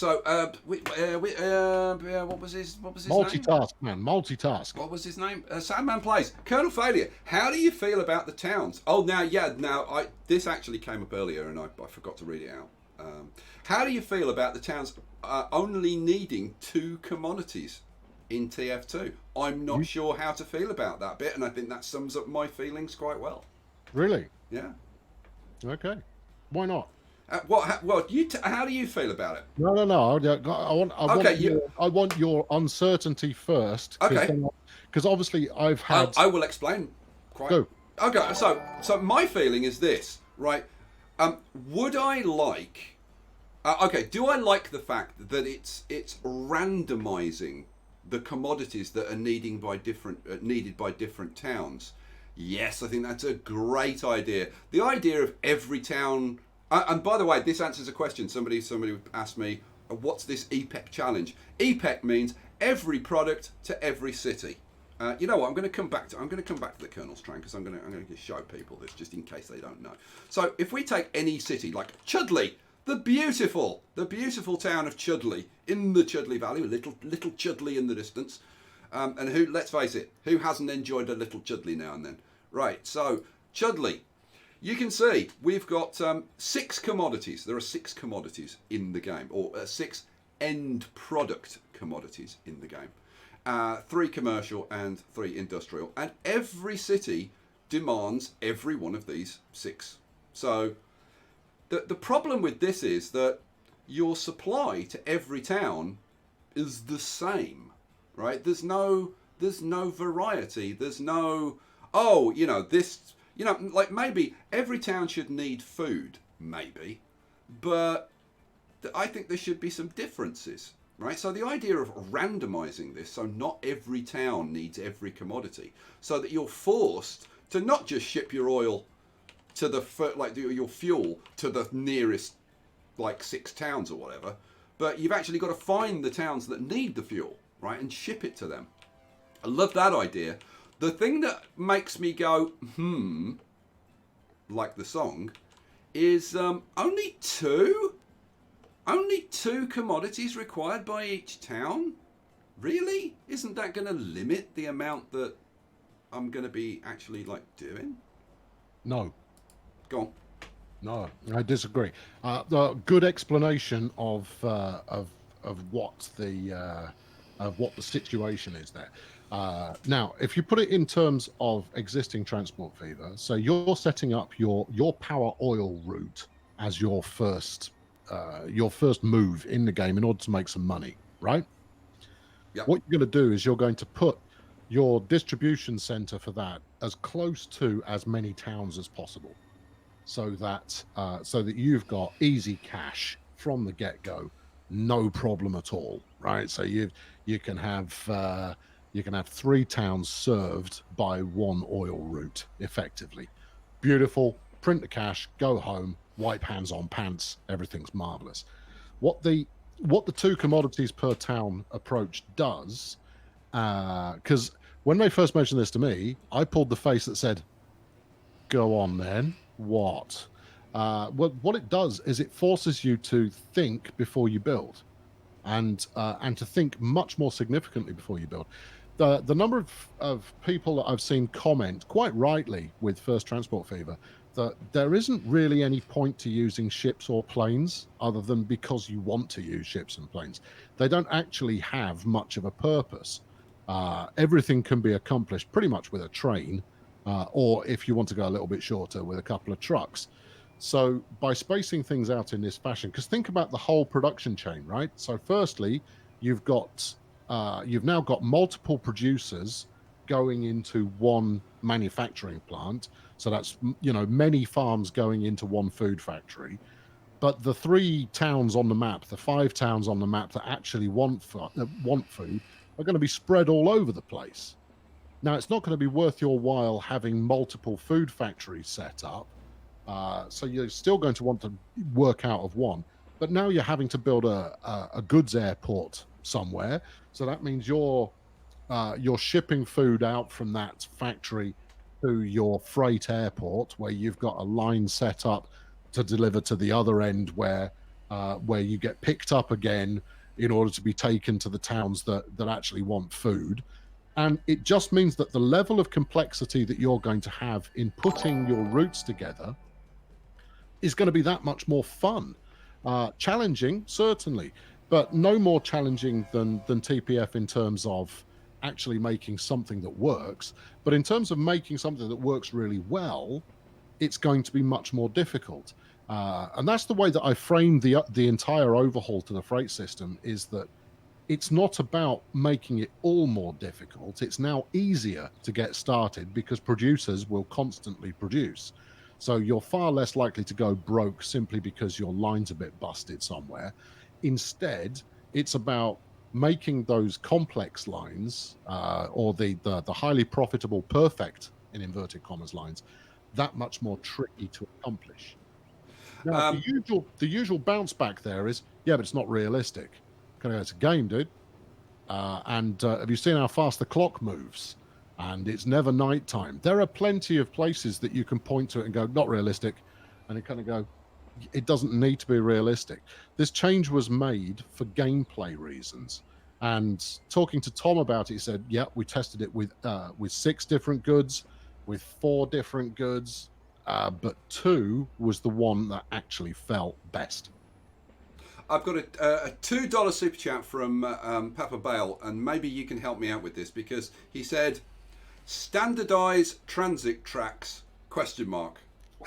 And I didn't know what the hell he meant. That ? Sorry? What's a standardised transit track? Yeah, I don't know what you meant by that, Papa Bale. Maybe you can Elaborate elucidate on that. Yeah, elaborate. Trent Haug, a $5 donation. Thank you very much, Trent. And he says, will TF2 be able to support more realistic US freight train size? It's fairly common to see a mixed consist over 4 miles long with 5+ locomotives. Well, you can do that in Transport Fever 1. The question is whether you need to or not. And that's what it comes down to. I mean, if you want to have a 5 loco 4 mile long train, there's nothing to stop you doing that. Turn no costs on and knock yourself out. The issue comes down to gameplay once again, which is whether or not that's warranted. So with a super huge map, you could certainly build a pretty lengthy train, and it work and it be profitable to run. I mean, I've run, what's the longest I've done? Probably just over 1 kilometer on an oil train. I think I've done before, obviously being pulled by a big boy. And that's worked out really well and made a ridiculous amount of money, and traveled halfway across the map. So it comes down to your style of play, really. Is the game designed so that super long trains are essential?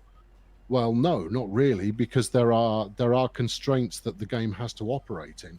You're not you're not going to get maps that are that big unless you delve into modding, in which case you're going to have other problems. But I tell you what might be really good is something like a 32,000 block map, but it's like a corridor, so it's like 32,000 by 4,000 or something like that, and you've got a pool of towns at both ends of the map, and so you are going to be running nothing but flights and ridiculously long trains from end to end. That would be really kind of cool, but it's going to come down to your imagination and the way that you use individual trains. Okay, this one I'm reading now. Desmond Blenio says, will there be llamas in Transport Fever 2? Possibly. There is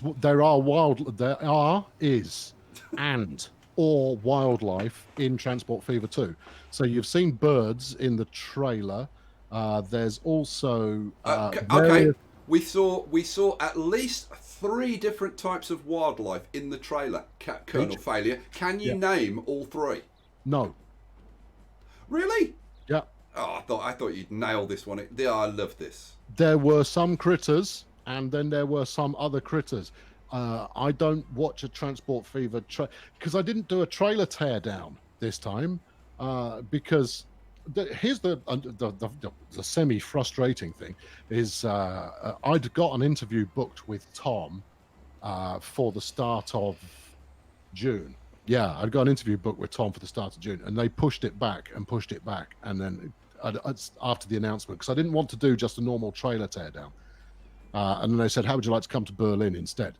And I went, yeah, all right, I'll do that. So historically, I've always looked at the trailer and done frame by frame and pulled it out. So I hadn't actually studied the trailer in that much depth. Let me interrupt you for a second. Nomad, another $10 donation. Thank you, Nomad. And he says, have to return to real life now. Keep up the great work, both of you. Looking forward to Skye, Nanny, Colonel and Stegs for PUBG, Apex Legends or something. Yeah, there you go. That's the esports team we were talking about. Thanks for everything, Nomad, and you have a good rest of the night, mate. George Peterson is asking whether there'll be a console edition. I think that's very unlikely.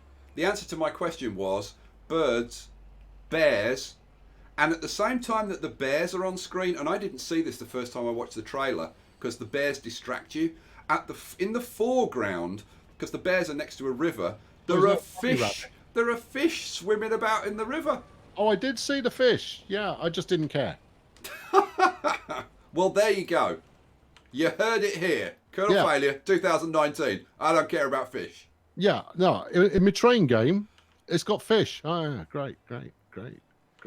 I'm going to switch to. I'm going to switch to an airplane for a bit. We'll have a bit of a fly around an airplane. But Colonel, I do want to show you my my lumber camp at some point because I think you might like that. Is that a euphemism?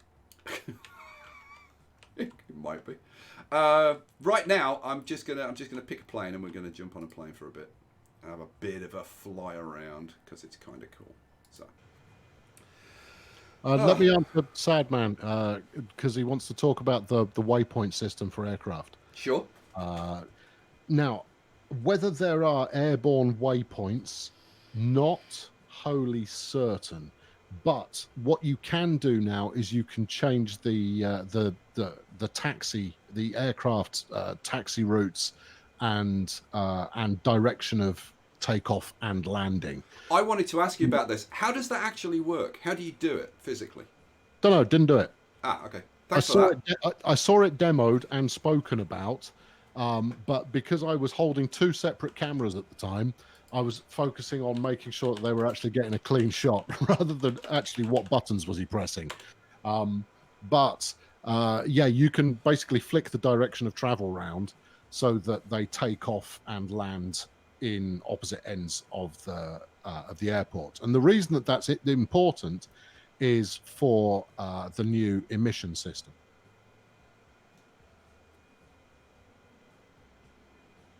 Yeah. There you go. Yes, true. That's a fact. There, bruv. And I think you've possibly muted yourself. No, I haven't. I was actually reading this. I was going to just say that. Well, let me know you're still alive, man. I mean, if we're going to transition this over to being, me running the show, then No, I wanted to make you feel awkward. See, my assistants do this to me regularly. I ask them a question, and they've forgotten they're muted or something, and I'm like, so tell me, Nanny, how are things with you today? And I just get this long freaking silence, and like, you know what it's like when you're live streaming, and it's like dead air is the scariest thing in the world. I struggle with it. They're talking about the pollution system. Both Mr. Vedel and Joel Double. Before you do that, I just want to say hi to two people that in fact, I'm going to say hello to a few. But Alex Thomas is in here, and Alex is regularly like the top super chatter. He is unfreaking believable. Hello, Alex, and I hope you've still got some money in your wallet. And like, maybe you should keep it there tonight, for heaven's sake. You're ridiculously generous. I also want to say hello to Squeezle, who's probably got my favourite name on the channel. So hi, Squeezle. And I also say Julie Fisher, and I don't say hi to Julie often enough, so hi, Julie. She says we care about the trains. I bet you do. So go on, Colonel.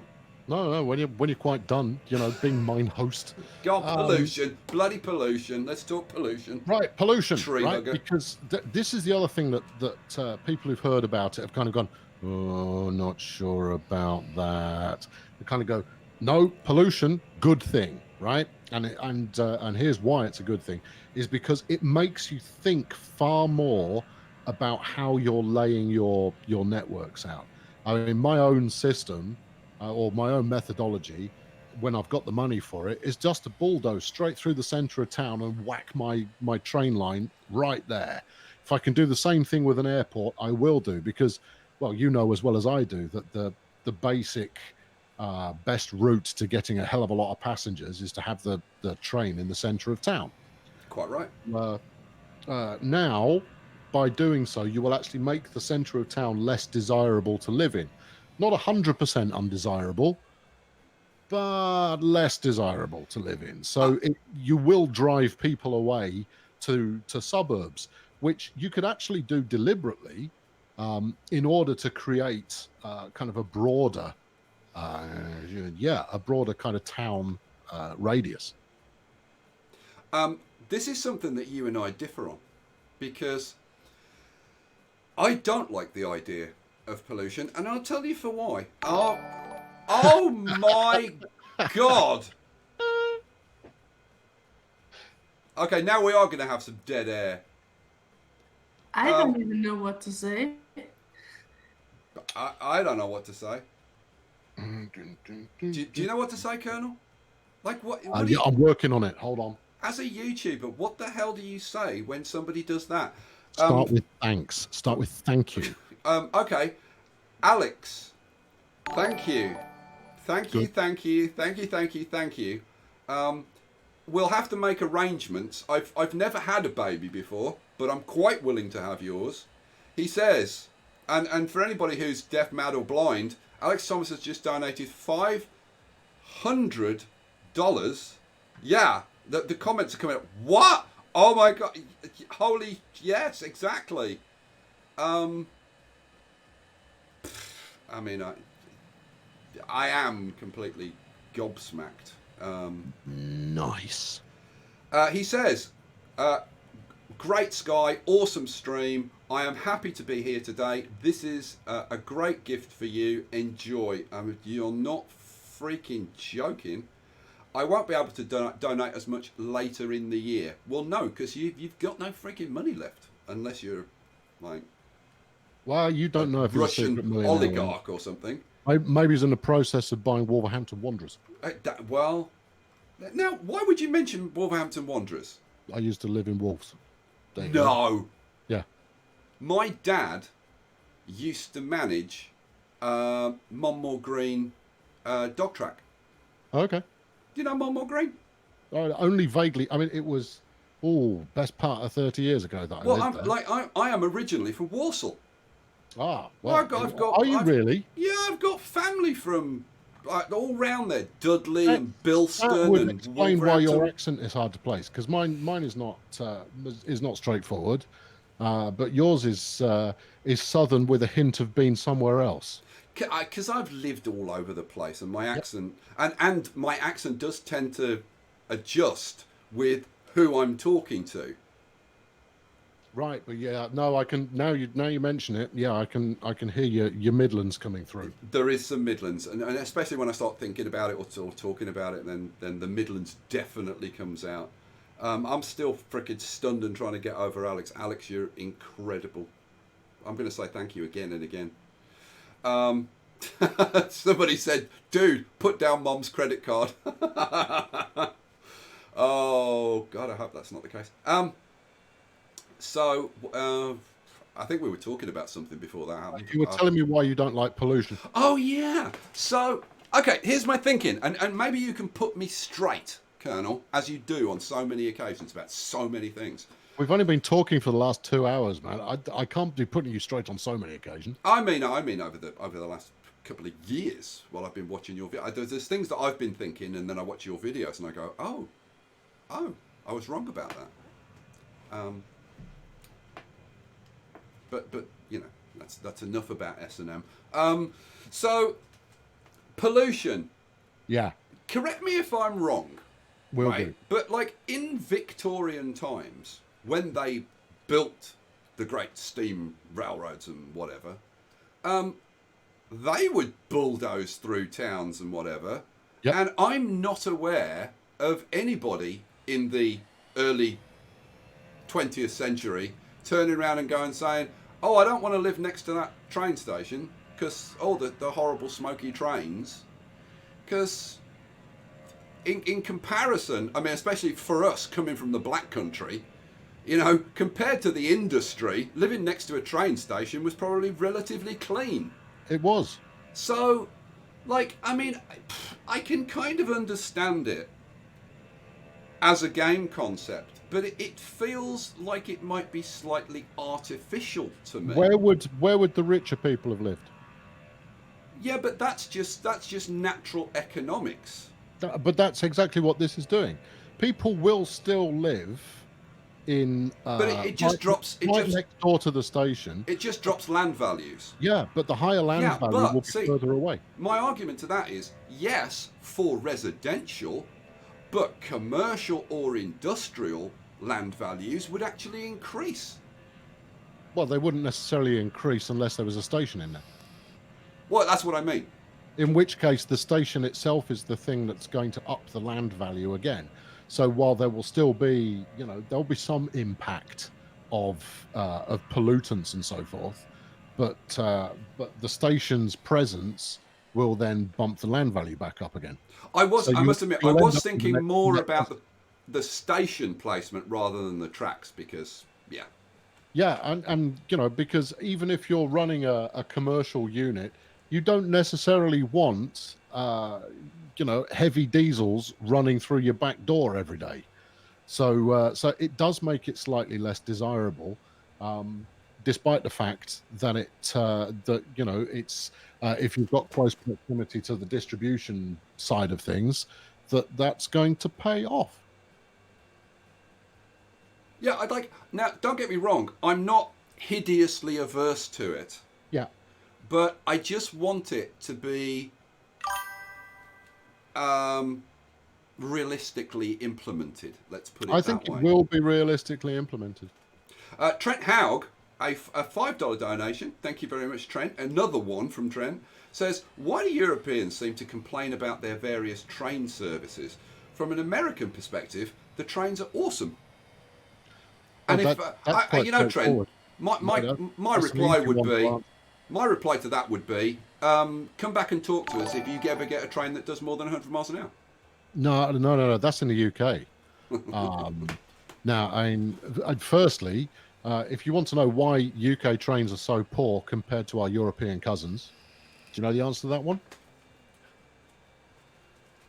Well, I don't know what your answer's going to be. Beecham, Well, what's your probably. answer going to be?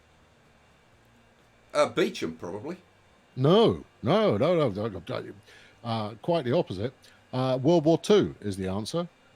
basically all the infrastructure in Europe was destroyed in the Second World War, so had to be rebuilt in the mid to late 20th century, which is why everything runs more efficiently than it does in the UK. The UK, meanwhile, we had so much of our infrastructure still left over because it was only destroyed in patches. But if you think like France and Germany and the Netherlands and so forth, they all got just basically bombarded to hell and back, so it had to be rebuilt. Now, in terms of why Europeans complain about train services more than Americans do, it's because trains are so much more indispensable here than they are in America. America, don't forget, is flaming enormous. I mean, it is a gargantuan country, and it's somewhat miraculous that those 50 states managed to hold together. But as a result, you don't use trains quite so often, except for hauling freight over long distances. If you're going to move over long distances, you take a plane, which is why internal flights are so big. Whereas in the UK, if you wanted to go to Manchester or Liverpool from anywhere else, you jump on a train. And those are big deal cities. You want to go to York, you take a train. You want to go to Edinburgh, you take a train. Unless you have to be there really quick, in which case you jump on board with a low cost flight of some description. But the reason let me read a quick super chat. Because we use them so often. Let me read a quick super chat because I missed it because it was immediately after Alex Thomas's $500 donation, and my brain exploded. Steve Moray, a £5 donation. Thank you very much, Steve. And he says, Transport Fever 2, can you sling trams down the middle of the road? Has been asked by many. I did not play with trams. My apologies. That's an oversight. I really should have monkeyed around with trams. Also, standalone tram traps, and this is So not road linked at all. Yeah. So can I reproduce the Croydon tram link? Yeah, let's say that our friends in Switzerland are aware of this, and there is some development time still to go, but they haven't explicitly announced it yet, so unknown at the present time.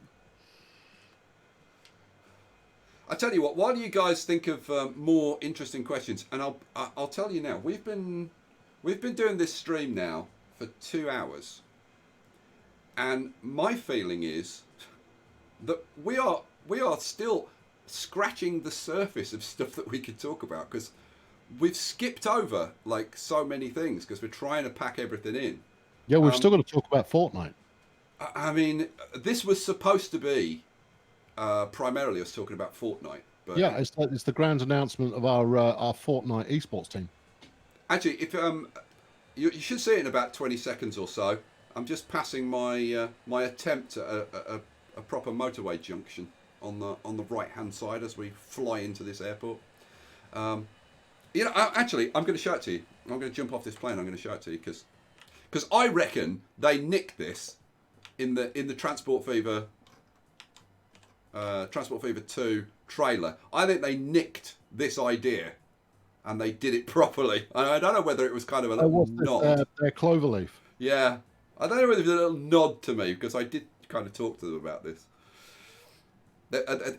Mind you, I did say when I did a Transport Fever 2 trailer, I didn't do a full teardown, but I did some thoughts and first. Give us a better look at that, will you? Yeah, sure. I'll give you a nice zoom in and have a proper look. Let's get rid of it. Yes, I saw you making this. This was one of the episodes I watched. Yeah, it was a real struggle. I still haven't finished decorating it. I really must get around to it. Because getting road to snap to anything useful is actually a real pain in the bum. Oh, God, When I first discovered, and I don't know if I was the first to discover, I probably wasn't, but when I discovered that the simple way to make a straight piece of road is to go over another piece of road. Yeah. That was life-changing. Yeah, I only discovered that probably within the last 6 months because I'm a slow learner. Yeah, well, I don't know, but even so, it is something you only discover by accident. It's an undocumented feature. I'm just going to cover a question from Vaden's Pad. Are the textures still stretched on cliffs in TF2? I suspect you will be able to get cliffs to have manky textures. However, when I looked at them and I did muck about with cliffs, the new texturing is really, really nice. I think they must be higher resolution textures that they're using on there. So while I don't doubt you can still make them look janky and awful, when I looked at them and when I used the terrain adjustment system, actually it worked really nicely and it looked good too. Shadow Lucifer is one of my bonehead patrons. They're my $50 a month top tier Patreon supporters. Good work. And Shadow Lucifer asks you a question. He says, "Will they have mag trains in TF2?" Not that I've seen, no. Hyperloops. I mean, don't get me wrong; it'd be nice to have, but we haven't really managed to get any kind of mag rail working for real. So whereas there's always going to be some gulf between reality and what can be done in the game, they're not going to invest time in something that isn't really used in the real world. I've got a question for you. Would you like the game to start earlier? What, 1800 or 1812, so you can use Stephenson's rocket and so forth? I would actually like to go pre-trains. I'll tell you for why. Yeah. Because I love the idea of starting in, say, like, I don't know, 1700 or 1750. Okay. No trains. Very simple boats. Very few roads. Reliance on horse carts, canals. And this is the thing. Canals were the transport system before the trains came along. And I would love to kind of build up a pre-industrial transport system. Well, you see, that's a different question. If you're saying, would you like to have canals in Transport Fever, the answer is a very clear yes. But I'd love to have the evolution. I'd like to have to start off with just my carts and then start to develop my canal routes and then get the trains coming along. Because I love that evolution of the transport system. I get that, but I mean, from your perspective, when's the best bit? So, what era within the current Transport Fever kind of world? When is the sweet spot in terms of, if I could press a button and lock time to always be this year, which year would you choose? First of all, I thought you were going to ask me for a time range, and I was going to say 1900 to 1950. If I had to lock it in one place, no, that's perfectly acceptable. So you're talking late steam to golden age of steam, early diesels, early electrics. Golden age of steam. Yeah. Right. And therein lies the point, right? So if you think about starting in 1850 now, it's really slow in 1850. I get what you're saying in starting sooner, but I don't think it's going to add any additional gameplay value other than a one-time off novelty factor, at which point you'll probably end up then starting in 1870, 1880. Alex Barton wants to know, and I think this is a particularly valid question. Would you rather wrestle a bear or an alligator? A bear. I've got a low centre of gravity, therefore I reckon I've got a fair chance of taking him on. Plus, I've a reasonable notion of where he keeps his family jewels. Whereas with an alligator, see, I'm not aquatic by nature. I mean, I can swim a bit, but I think he's probably going to have the advantage. So if I want to come away from it, bear. I would also go for bear, but for different reasoning. See, the problem with an alligator is, right, you get him in a good hold, how's he going to tap out with those little tiny arms? Valid. I mean, that's just seemed obvious to me. Trent Haug, a $2 donation, but it hasn't come up with any text. And the same for Ben Jost. Hello, Ben. How you doing? A €10 donation. And again, it hasn't come up with a... Nanny, can you look out for Trent and Ben's next posts and interrupt us? Because if they've actually put in a question or something to say, I want to read it out because Sure. they've donated. They should have their bloomin' money's worth. I'll look up for them. Yeah, let's digress for a second because we started talking about collabs and we kind of skipped over it. Because I want to. This ties into TF2 as well. With obviously the two big things that people ask for that are not going to be in TF2, multiplayer. Yep. And the other one is AI opponents. Indeed. So, first of all, your views on those two things. Would you like to see them in the game? Do you care? Do you not care? What I would like to see, and I mentioned this in my video, was I'd like asynchronous multiplayer, where you're running your map, I'm running my map, but we can connect up our maps using airports and sea lanes. Right, and that's it as far as multiplayer goes. I don't want you anywhere near my map because you will screw up that thing that I'm working on. Not intentionally, and not out of any difference in capability, but because you're doing something different to the way that I'm doing it.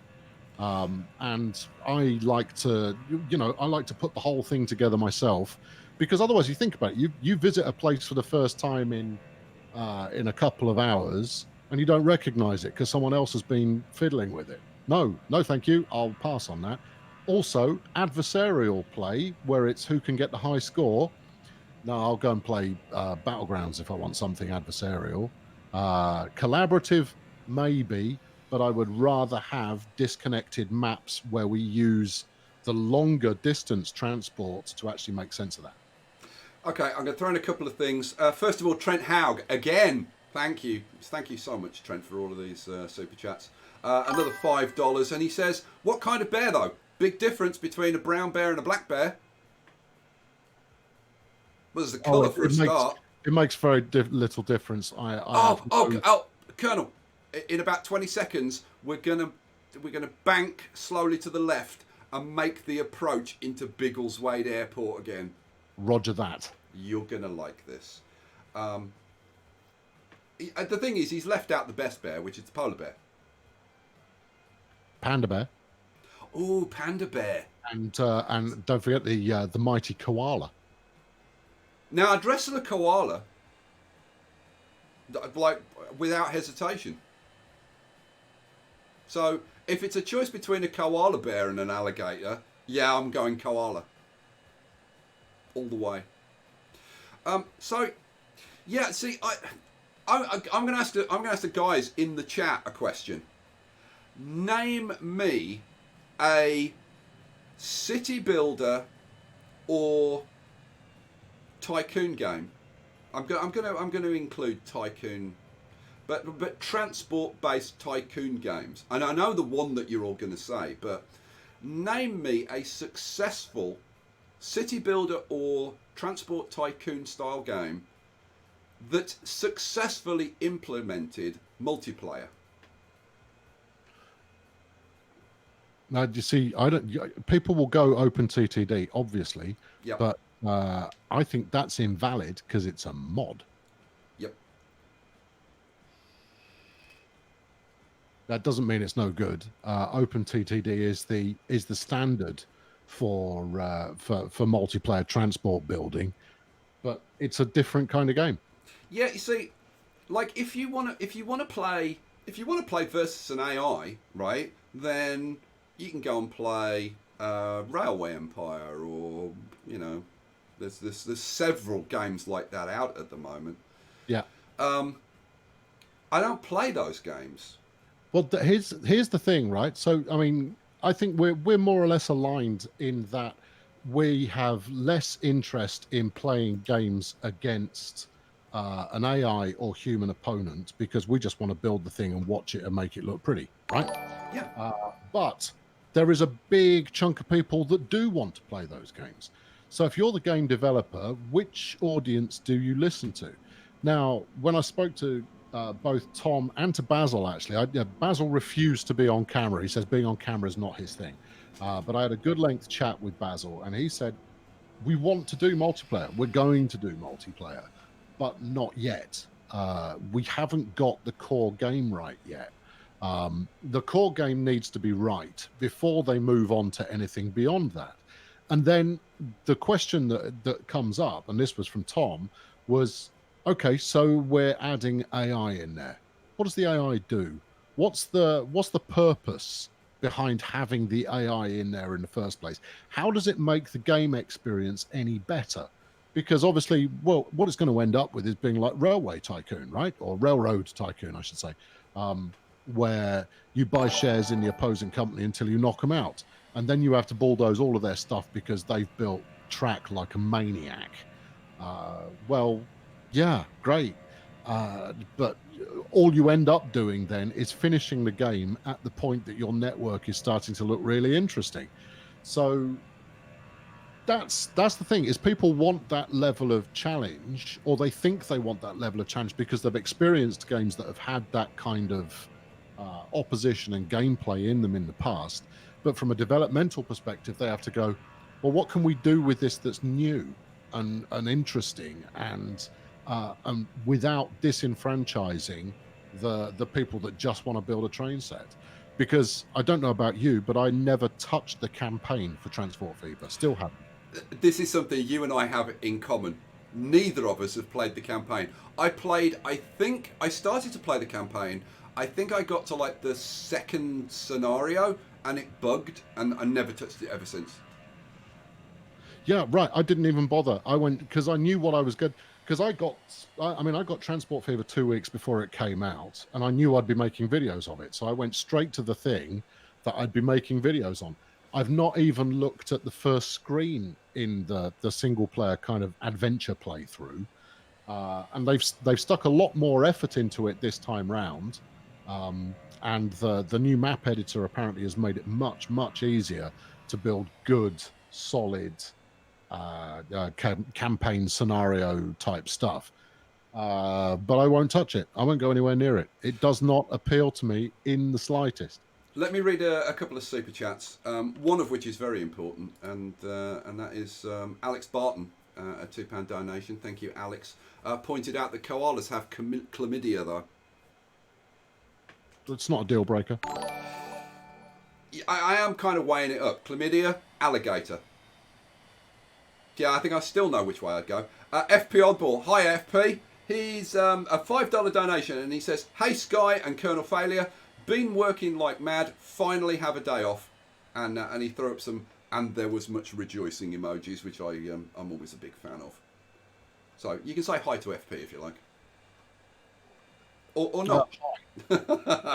And Dean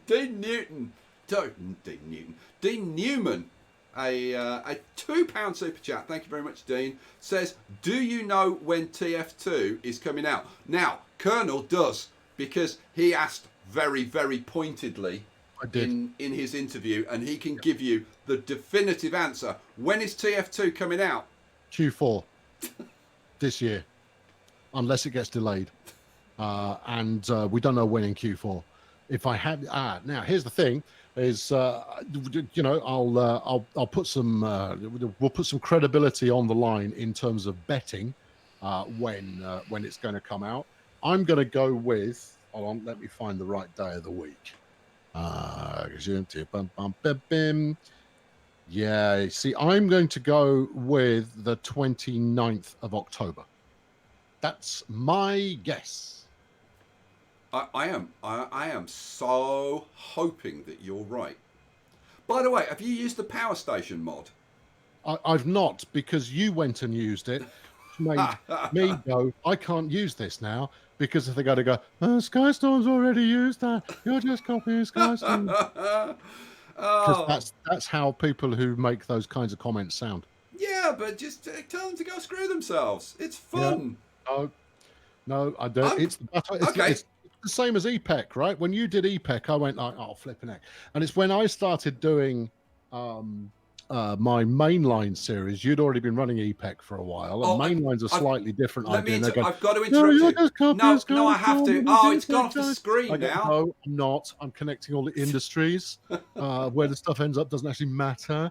No, there was a train called the Amelia Marie. and somebody paid to have, because it's I think it's his fiance, but it just came up at the top of the screen, and it said the Amelia Marie has reached end of life and should be replaced. And it struck me as funny. Valid. So go on. I'm going to copy something you've done, by the way. I'm going to totally rip you off. All right. Do you want to know what? Go on. My idea with this EPEC map, right, Yeah. is to finish decorating it all, hopefully to the standard of the Chudley Valley, which I'm looking at now, and you'll see in about 20 seconds, Colonel. My idea is to decorate the map to this level, and then rip off your idea of doing ride videos that are linked together. You know how you did a choose your own journey. Yes. Yeah. What? See, I have no compunction about ripping your idea off, because I thought it was freaking brilliant. I'm going to give you a caution. Two cautions. Let me guess. Firstly, it'll take forever, and nobody will watch them. There you go. Boom. Yeah, I know. No, I already know. Don't care. Yeah, no, I did the same thing. I released that as my Christmas special a couple of years ago.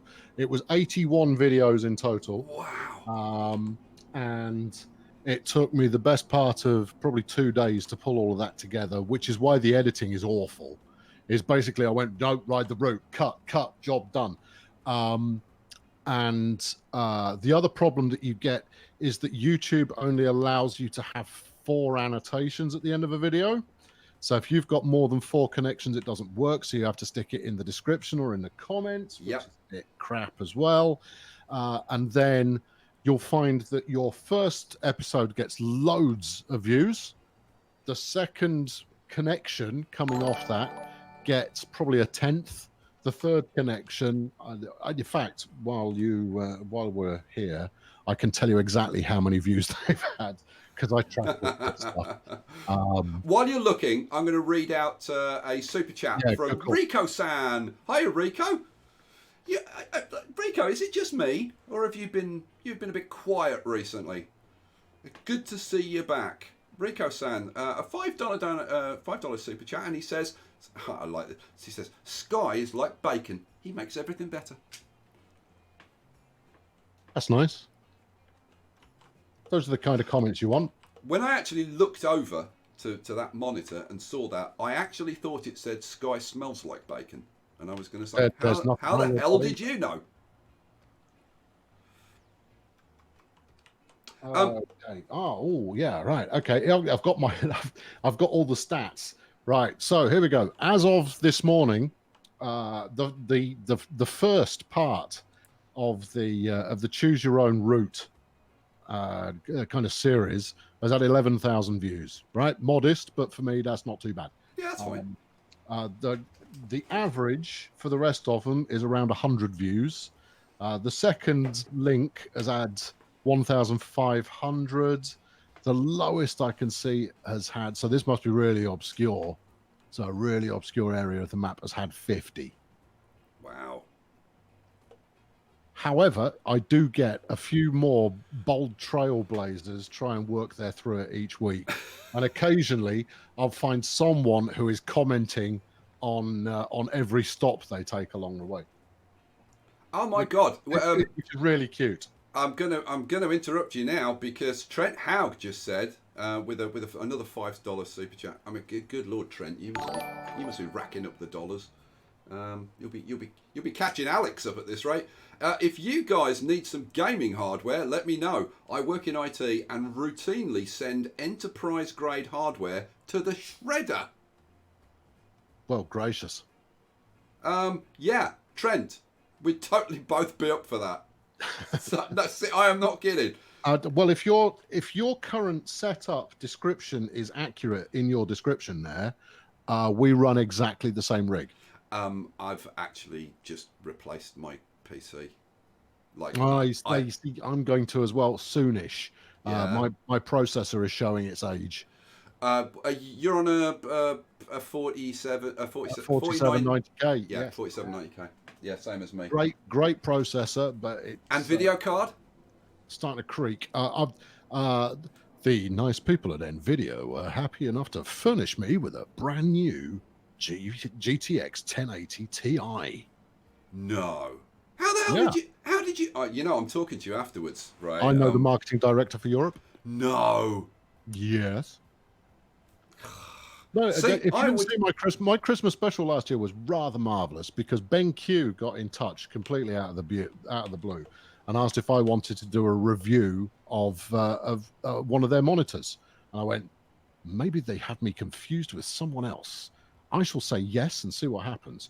And so a 4K monitor arrived through the post, and I went, I don't have a graphics card that will really do the job on this. Who do I know at NVIDIA? So I went over to LinkedIn and I went, I happen to know the marketing director for NVIDIA. And I went, hey, would you be interested in giving a graphics card to a gaming channel? I'm not angling for a 2080 or anything like that, but a 1080 would be amazing. And they hooked me up. You know, I've tried to approach a couple of hardware companies and got nowhere. You know, Wait like for offering them them to come to you. offering them like channel sponsorship and whatever, and never had even the sniff of a bite. No, I know people at Intel, and I've reached out to them because I want a new processor. And if you don't ask, you don't get, right? Yeah. And they don't even come back to me, which is a bit of a pain because I know they do channel sponsorships and stuff, but I think they start at like 500,000 subscribers or something obscene. Good Lord. I kind of go, no, mate, I'm grassroots, I'm authentic, but no, guess not. Yeah, I upgraded literally. Although I actually started buying the stuff like 6 months ago, and I was trying to get a CPU, a new CPU from Tobu, a delidded CPU from Tobu, delidded and binned, and ended up never receiving it. Waited 6 months and never received it. Yeah. Which I was very upset about. What did you go with eventually? Eventually I got a 9900K. That's what I'm looking at. Yeah. And last week I went insane and just went, I'm going to get an RTX 2080 Ti. Woo. Water cooled. Oh yeah. Oh, you should put together a rig build video of some description. People go nuts for that kind of nonsense. People have asked me to do it. The thing is what you could do is you could then tag that onto PC Building Simulator to teach yourself how to do it. And you do that as video 1, and then video 2 is then doing it for real. Double the views, man. And then you're going to get people into it. And then when you end up spewing coolant all over the place and electrocuting yourself, you're going to get mad views. You're going to get trending in no time flat. Yeah, I would love to do it. The problem I have is that if I was going to do it, and I would like to do it, but if I was going to do it, I would want to do it justice. And this is the problem. Like I don't have an excuse. I don't have a video camera of any description, and the only way I could do it and actually do it justice would be to actually go into the YouTube space in London and borrow a studio for. Have you been through the training series thing? You should. It's great fun. The training thing is really good, and apparently very few people use the space. This is what I'm led to believe. Yeah. So it's a massive, great studio. Sorry, this is really dull. We should probably talk about this. No, actually, no. People will enjoy this. I'm sure. Okay, you tell us. Do you like hearing about this kind of behind-the-scenes YouTuber insider chit-chat stuff?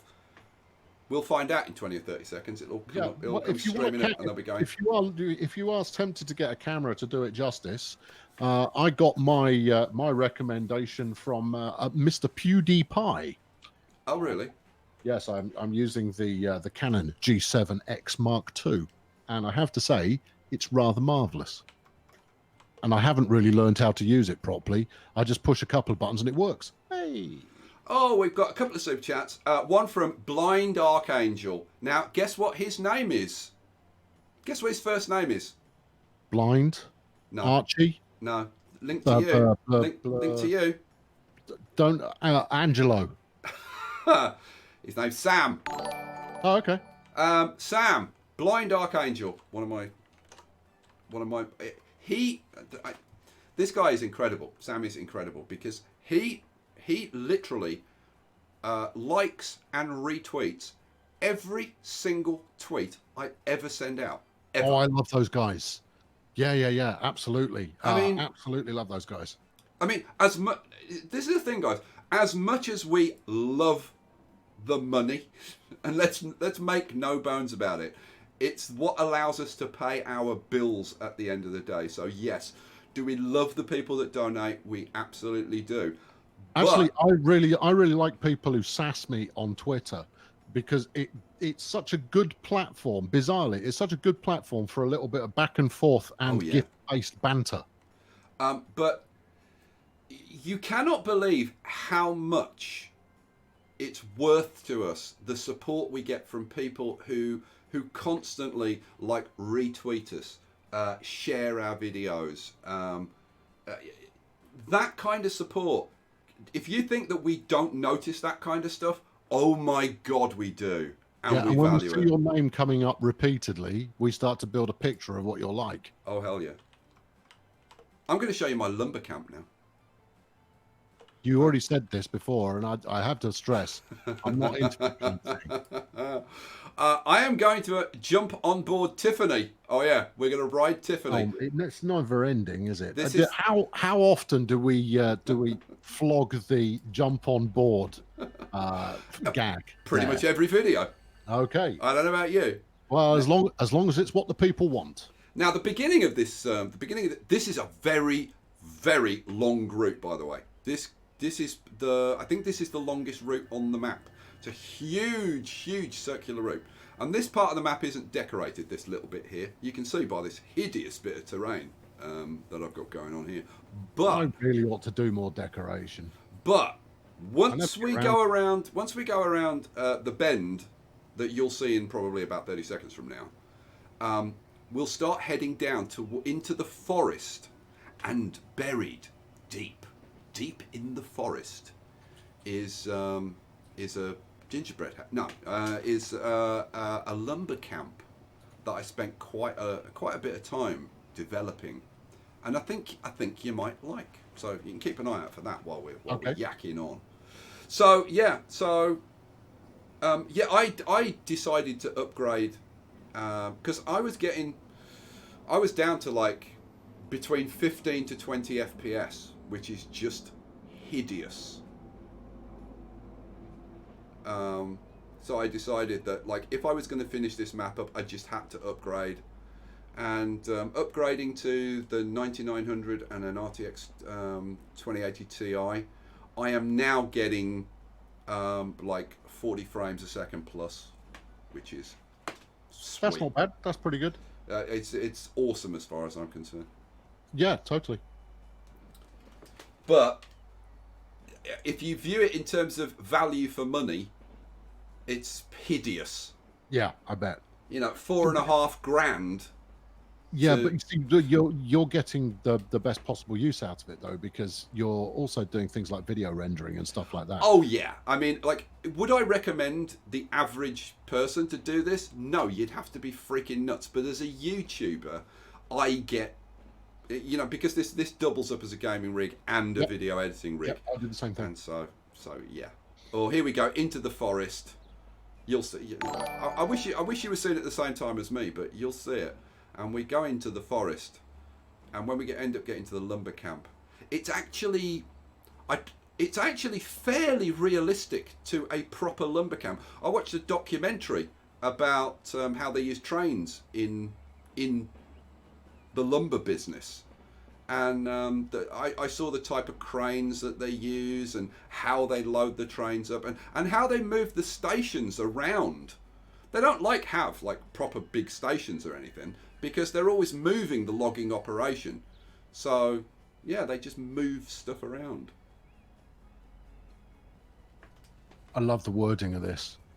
From FP Oddball, it's the next super chat that's come in. I like he enjoys the Behind the Senses YouTube chat. which is a typo, and forgive me for calling it out, but it is very much behind the senses. Well, with you and me, Yeah. that's for damn sure. Yes, he said, I'll read the whole thing out. Oh, FP says, I like the behind-the-scenes YouTube chat. I've been thinking about starting to upload vids or not, so please keep talking about, and yay, my wife's train. Oh, there you go. See, I love it when people actually, like pay to have their name in game, or their girlfriend's name, or the name of their local football club, or whatever it is. And then later, or in another live stream, or a later video, or whatever, they actually get to see it again, and they're like, oh my God, there's my train. That is quality. And what I'd say is, if you are thinking of becoming a video maker of some description on the internet, the best time to have started doing that was 10 years ago. The second best time is today. Don't delay, just do it. You're going to hate what you make when you start out. You will think it is awful and it is terrible, but you don't get better until you start doing it. So if you're tempted by it, give it a spin and see if you enjoy it or not, because that's the main thing. You know what? I was going to give some advice, and I'm not having you on my channel again because you've just completely stolen everything that I was going to say. Oh, in which case I'll go on. If you join Bad Company at the Kernel School level, I do a monthly tutorial on how to do better with gaming videos. And in case you're wondering, everything at high level, because I started doing YouTube as an academic exercise to learn what gaming YouTubers had to go through. And if you're wondering, like, who the hell is this talking? This is Colonel Failure. And why don't you know that yet? From the Colonel Failure YouTube channel. And Nanny Giggles has just thrown up a link to his channel. Go over there, check him out. He is creative, he's funny, he's staggeringly handsome. He not only does he do YouTube, he also does professional modelling. Only of my buttocks, though. Right. Are Cruft tiring you again this year? I beg your pardon? Sorry, didn't catch that. Never mind. Corpse Hatch just said, like just now with my lumber camp, because that was the Corpse Hatch lumber camp. Oh yeah. Named after Corpse Hatch. What haven't we talked about yet? You know what? We still keep dancing around the collab thing because we ended up talking about multiplayer and AI and end whatever. up doing one. You know what? I decided what yet? I actually didn't wade in on the multiplayer, did I? I didn't give you my opinion on Well, multiplayer no, and AI. Don't let me talk if you want to actually get an opinion across, because I'll cut you off and shoot you down. What do I think about you see, for me, you've got to decide what game you're making, and this was kind of what the developers were saying to Colonel Failure. And if you want to see what they said, go and watch his Transport Fever 2 press event video, which is on his channel, which Nanny Giggles has linked in the chat. Go and have a look. You've got to decide what game you're making. And the thing is, the game that I want is a virtual train set. That's what I want. Now, but you didn't know you wanted it before you started playing it. Oh God, no. That's right. The thing. The thing is, I realised that the market for a pure virtual train set game is gonna be relatively limited. I mean, how many people, do you chat with and they go, you know what I really like to do? I like to build virtual train sets. Yeah, and you wouldn't have thought that beforehand, because I imagine you, like I, probably played, oh, look at that for a view. Oh my goodness, plane flying over the top of the train on a perfect approach. That's amazing. I imagine you played Railroad Tycoon previously. And in the last year, we've had Railroad Empire, we've had Railway Corporation. Yeah. And they're very much in the Railroad Tycoon kind of a model. And they're good and they're well polished and they're getting the thing done. But I just kind of go, yeah, I just want to go back and build my train set. And this is what I'm like, because I really like the guys who've produced Railway Empire. They're a really good bunch of guys. And I really want to advertise their game for them and show it off, because it's not a bad game. The problem is, as soon as I play any train game, I just want to go back to Transport Fever. because I'm not really interested again in like playing against AIs and blah blah blah. Yeah. Well, I'm going to give Railway Empire another go this week. Kim Mortensen, a 20 Danish kroner donation, and he says, Skye, like Lumber, play Mudrunner with the kernel. I don't even know what Mudrunner is. Do you? Just spin tires. Oh, okay. So it's a truck simulator, but you're hauling logs across the Siberian tundra in off-road trucks, and it's challenging. I'll tell you that, especially when you don't look up what any of the buttons do. But I did a collaborative series with the aforementioned Stegs, and it was just joy from start to finish, because we got into so much. I'll look that up. But okay, we've got 20 minutes left. We've got 20 minutes left, guys. So if you've got any questions left, then now's the time to throw it up. One question that came up earlier that I said I'd come back to, and sorry for the lack of name check, but I've got the memory of a sieve, was regarding the pause function for years. So in Transport Fever 2, you can now stop time from advancing. So if you're used to the mods in Transport Fever, you'll be aware of the 2x mod and the 4x mod, which means that time advances a little bit slower. Well, now you can lock it so that at the end of every year, it's the same year again. So it can be 1937 forever or 1990 forever. So you still pay your monthly expenses the same way as you would normally. You still get the same income coming in. You've still got the same challenges. Cities continue to grow, but you are locked into 1 year. Better than that, you can switch it off anytime you like. I've got to say, I don't know why that feature isn't in Transport Fever 1, and I love it. I think it's great that they're putting it into 2. Yeah, well, the problem with it was that the mod makers couldn't quite figure out how to do it. I must have mentioned it in passing, like, I don't know, maybe 18 months ago, something like that, and then completely forgotten about it. I said, it would be great to be able to just stay in 1 year forever, so that I can eventually build up the network that uses all the latest stuff in that year. And then when they told me that they'd put it in, I was just like, oh, I really wanted that, but I'd completely forgotten that I wanted it. So it's great. I was going to tell you guys something, and I've just forgotten the guy's name. Who was the guy you interviewed? Tom. So Tom.io, spelt out, has his own channel. It's in German, but he has his own channel, and he's I would say he's probably a lead designer or level designer for Urban Games, and he's also their community manager. So when you see one of the trailers or development diaries and "Hello, this is Tom" is how he always starts out, then that's who you're listening to. Trent Howe, by the way, $2 donation. Thank you, Trent. And he says, who's up for beers the next time I'm in the UK? So if you fancy a beer with Trent, send him a message now. What I was going to say was, I just want to tell you guys, again, from a YouTuber's perspective, how fantastic the developers are. And like Tom, I've got to say Tom in particular, but really all the guys at Urban Games. I was talking to Tom the other day, and I said, I've upgraded my PC, and I'm trying to get the frame rates up. Are there any tips that you guys could give me about like improving the performance in the late game and stuff? And he just said, you know what? Send us your save game. We'll throw it up on the developers build, and we'll analyze it, and we'll come back to you and tell you exactly what is using the most resources in each different area. That's cool.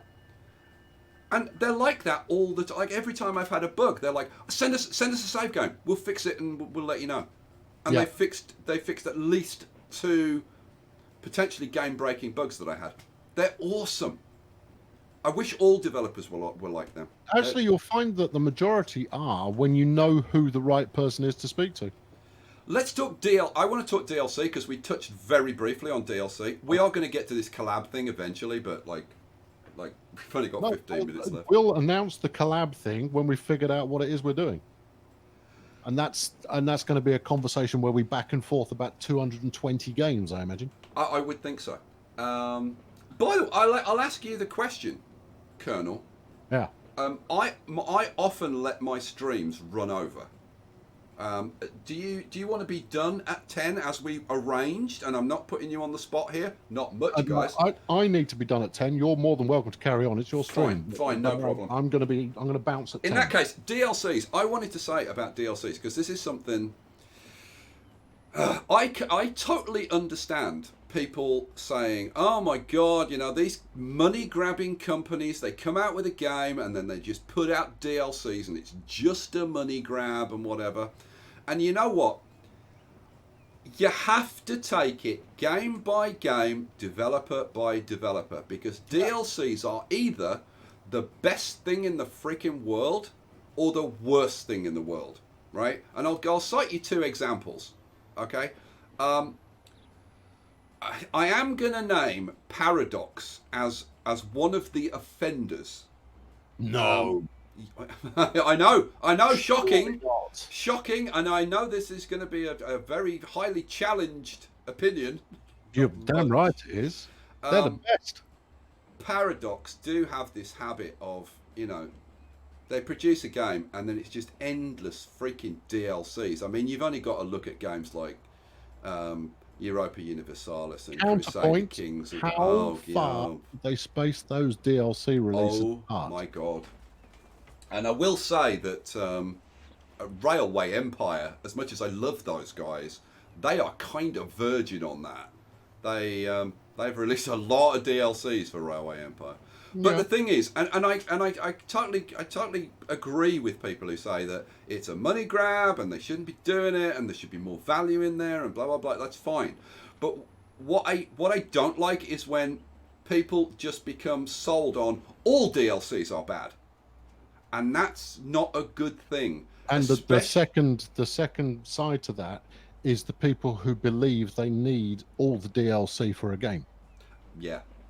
And therein lies the problem, because DLC is only an issue if the core game on its own is not a complete game. See, okay, take City Skylines, right? I got quite upset. Was amazing. I got quite upset, and I actually had a rant, and I think it's probably caused me some problems with Paradox, which I think have recently got kind of sort of mended. But I had a real rant at them in one video. I was actually quite vicious, because I said, I don't know whether it's Paradox or whether it's Colossal Order, the actual developers of the game, but whichever one it is, needs to get their head out of their arse, right? As far as producing like models for the game and whatever, the modding community are doing that. You can get blooming buildings galore for everything you can pretty much think about, like every landmark and blah blah blah blah blah, which is also problematic for developers, because they have to take into consideration licensing and all kinds of stuff, which affects what models they can produce. Which is why they tend to produce generic models. I'm gonna shoot your argument down in one go. But you ready? What I said. All right, go on. Yeah, go on. Console. What about console? There's no modding on console. So modders are doing buildings galore on PC. Great.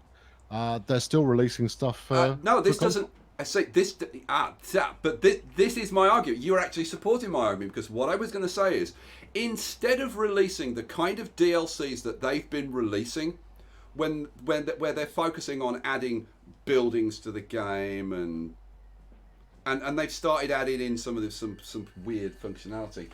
I think what they should have been focusing on is adding in some of the additional functionality to the base game, and I'm talking about things like the traffic modding that you now get with something like Traffic Manager President Edition, right? That is the kind of thing that Colossal Order should have gone, you know what? That needs to be in the base game. Why should people be installing a mod to get that functionality? We're going to do that, and we're going to do it right. We're going to build it into our UIs, and we're going to make it even better. You're going to have so much control over the game. You're going to kill off your best mod maker. Yeah, but he's going to go on and do other stuff. Yeah, but you're immediately putting him out of business in the meantime. There's no reason that they can't work with him. They have done. Absolutely. They have done in the past. They could buy Traffic President and then merge it with the game. Exactly. Find that, or it could be that Traffic President is using a whole lot of workarounds and hacks that were never actually supposed to work, yet somehow do, and integrating it properly may involve reverse engineering the whole thing. Right. So, yeah, the thing is you don't know what the technical side of the story is on that front. No, but I think that's where they should be focusing their resources, and that is a DLC that I would pay for. Well, here's the thing. But you know it's optional, right? Yeah. Yeah, so don't buy it. No, but what I hate is the fact I think they're wasting their resources. Like, well, the other thing is, and I've made this argument before, is anytime you buy a piece of DLC, you are giving a vote to that developer or publisher that I would like to see more of this kind of DLC. So if you arbitrarily buy everything, then they go, right, more of everything. If you just buy hat packs, then they're going to go, right, people want more hats. If you only ever buy functionality packs, then they're going to go, people really want the functionality packs. But if you don't buy one, you haven't voted. So if you don't buy any of them, then the message that they get is nothing from you. They're only going to listen to the people who do buy them. Someone in the chat said you only have to look at how much content the Sims 2 put out as DLC. And you're going, you know, the people that didn't complain about it, Sims 2 fans. And the same goes for all of Paradox's stuff. So let me do a couple of readouts. So Mystical Socrates again. Thank you very much. Another $5 donation, and he says, "Just thought of a game you two can do collaboratively. Space Engineers. You know, I was not a game. I was going to do a big thing on Space Engineers. I got a preview copy of the game, and I was so busy working on other things, I've never even installed it. Space Engineers is amazing. It's absolutely brilliant, but it takes ages to build anything worthwhile in there, and there's no actual game in there. I know they've just released a patch that or an update that includes some gameplay type stuff, but honestly, it's for noodling around with rather than playing a game. But it is excellent. And the next thing is a new member, a new channel member. Hooray! And there was much rejoicing. Welcome to Technocardy. Now, I've got to say, that is a name that I'm not familiar with. So welcome, Technocardy. I look forward to meeting you on Discord. Hopefully, you'll be in there after the stream. I'm sorry for interrupting you, but I have to go. There's a fire. Oh, get out! Just go. Just drop it and go. This is the second time that Nanny's had a serious fire alarm situation in the middle of a live stream, and she's just had to drop everything and go. It's always a little bit worrying and a little bit scary because she lives in an apartment block, so it always worries me. But yeah, to anybody that doesn't know, just in case, I'm going to point out that if you want to become a channel member, you'll be staggeringly welcome, and you do get some perks. You get lovely, sexy channel badges, and I'll just throw those up so you can see. There's a lovely progression. You move from the silver badges to the gold badges. You end up with an epic purple bag, which with the big wings and everything. And as well as that, you get custom emojis to use. You get immunity to slow mode in the chat. And the big bonus, you get access to Skye's Discord server. Oh, hell yeah. And I'm on Discord after every live stream. And I stream at least once a week. And at the moment, I think I'm streaming pretty much twice a week every week, which will continue. So there you go. So yeah, DLCs.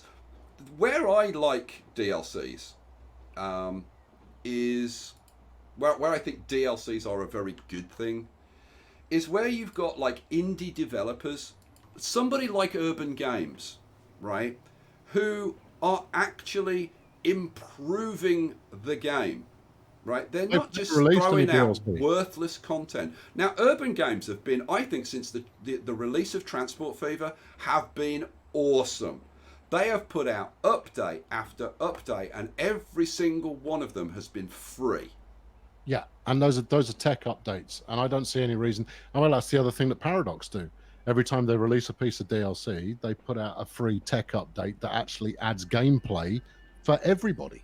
Yeah, but where I think DLC does give genuine value to the player, right, is in a case like Transport Fever, we had to wait quite a long time to get those updates. Like, how long were we waiting? Were we waiting for the performance update? And that performance update was awesome. It added so much to the game. I would have liked to have seen them be able to accelerate the development progress by putting out DLCs to fund faster development. Yeah, but that's what everybody does. That's what DLC is there for. The thing is, when you buy a game, the money that you just paid for that game has paid for the development of that game. If it makes a good chunk of change, then it also pays for enough to keep the lights on at that studio for a little while longer. But by and large, when you've paid for something, you've just paid for the amount it cost to develop the thing in the first place. Absolutely. My point is the difference between DLCs that give good value for money and where I see DLCs, in my opinion, and this is all down to opinion, in my opinion, being abused to exploit the players. Well, nothing is exploiting players if the player has any kind of self-control. You're not obliged to buy any piece of DLC ever. And if you do feel obliged to do so, then, then the game is at fault. But you don't need, like, take a game like Stellaris, for example. Stellaris on its own was a really good game, really innovative. And then every subsequent upgrade that has come out for it, or DLC pack that's come out for it, has evolved the game into another direction. Sometimes in a positive direction. Sometimes it comes with kind of some technical wonks at the same time. But every time but it basically means that if say Stellaris is your favorite game, then every 6 months it re-evolves again into being fresh all over again. So it means that you never need give up on your favorite game. I don't think I'm Train Simulator before, and that's ironic because of course I do work for Dovetail. Do you? Yeah. I didn't know that. Yeah. I've been in the games industry for 20 years. Oh, right. I don't think I'm explaining myself very well on this on the DLC subject, because I can see people making comments and whatever, and I'm like, no, that's not what I meant. So I think I'm just doing a very, very bad job of explaining what I mean. Well, here's the thing: That's not the first time. Any kind of add-on kit that you get for a game, your sense of value is going to differ to that from anybody else. If it's your favorite game in the entire world, you don't play anything else, and once a year they ask you for an extra 15 quid, into which they pour a bit more content and a bunch more assets, and they refresh the whole thing, you'd be the happiest man in the entire world because it's your favorite thing. And that's what Train Simulator is that many people who play Train Simulator, they don't play anything else at all. The Sims is exactly the same, is that it's, for many people, it's their only game, and therefore the biggest fans of those games, there is no upper limit for how much stuff can be released and them still be happy.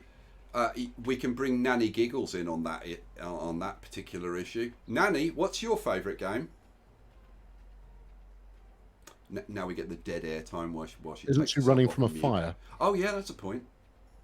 I feel bad now asking a question. What if she might be on fire? Hi. Oh, she's back. Was it a false alarm? Lots of firefighters and everything, but nothing major. Was it that idiot on his balcony with a barbecue again? No, this was right across from me, where we have this place where you can put your wooden things, and somebody decided to make a fire. Great. Yeah.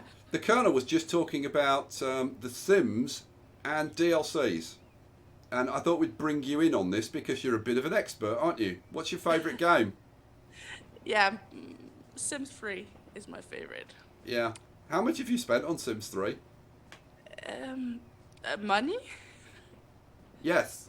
What do you buy it with? Dogs? Yeah, Here's a puppy. Can I have another DLC, please? Oh, I have spent roughly in pounds more than 500 pounds. More. Yeah. A lot of money. There you go, Colonel. I think your point has been proven. Well, you see, I've probably spent more than $5,000 on games I've spent less than an hour on.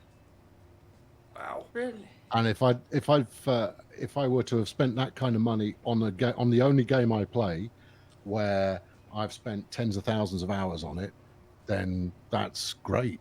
I mean, alternatively, you could spend the same money on going to watch football matches, where when it's over, well, it's done, and that just cost you 50 quid plus however much it cost you to get there. Hobbies are weird. People will invest money in their hobbies in many different ways. And this is what I mean when I say that, DLC is subjective. Someone in the chat, I forget who it was, says that all DLC should include some functionality of some kind. That's a perfectly reasonable position to make. But I forget which game it is, but I've played several games where I've gone, oh, no, Rock Band. I played Rock Band, and I probably got a good 700 quid's worth of DLC for Rock Band 3. And I said, you know what? They could put out costume packs for this at 20 quid a throw, and I'd buy them quite happily, because the choices of actually dressing my band up correctly are all important. But that's subjective, and that's the thing, is that you're allowed to make your own mind up. And the one thing that you're just not forced to do is buy something you don't want. If you don't want it, don't buy it. And you're not buying it is a vote that this is not needed, it's not welcome. But for someone who really loves that stuff, then they'll go pick it up. DLC is the opportunity for your favorite game to be updated until the end of time. It's also the opportunity for that game you're not bothered about to be updated until the end of time, while still supporting a full development team to keep it ticking over. There is nothing but upside here. The only downsides come from when you don't agree with the piece of DLC that's being put out. Let alone, and I've got to go, but You have. let alone, I mean, you could get onto stuff like loot boxes and things like that. And I don't think there's going to be very many people who argue, you know what, loot boxes are super good fun and such great value for money. But there are going to be plenty of people out there who go, yeah, I don't mind them. They're not going to say they're great. They would always rather buy the stuff, but there will be people that don't mind them. Yeah, it's DLCs is. I think DLCs is something that we could probably talk about like for 3 hours, because there's so much stuff that I would want to throw out to you about validating what I've been saying and being more specific. I will happily fight you at the end of every step of the way, but my argument is really quite a straightforward one. Is you don't buy it. If you don't want it, don't buy it.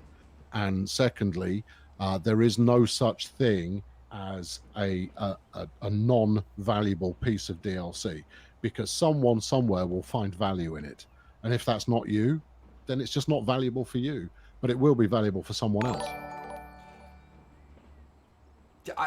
I've got so much I could throw out there, but we've got to wrap up the stream. And why was it only 3 hours? I could do another 3 hours talking to you, Colonel. It has been, I cannot tell you what a pleasure it has been.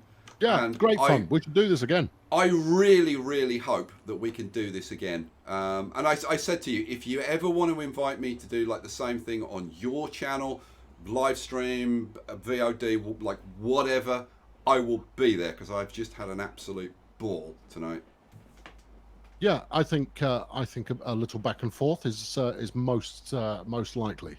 Sounds good to me. Guys, I hope you've had fun tonight. I mean, seriously, I think this is, like, without question, best live stream I have done ever. And seriously, I can't wait until we can do this again. I want to thank everybody who has thrown a super chat donation, anybody who has become a channel member tonight. Obviously, I have to throw up a very special shout out for Alex's $500 donation, the single largest donation on this channel ever, which is just staggering. Thanks to all of you who have taken the time to come and join in the fun and spend time with us. Thank you to Nanny Giggles and to Picture Perfect, without whom my live streams would be even more chaotic and frankly a bit less saucy. So thank you, Nanny. You're welcome. And to all of you who just who do anything, whether it's, I don't know, commenting, throwing a like on a video, whatever. You're all awesome. Thank you for all your support. But I suppose most importantly tonight, a big thank you to Colonel Failure. Colonel, thank you for devoting so much time to us. We really no appreciate problem. it. Talking nonsense about transport fever. Oh no, go on then. Yeah, no, really no problem at all. All right, guys.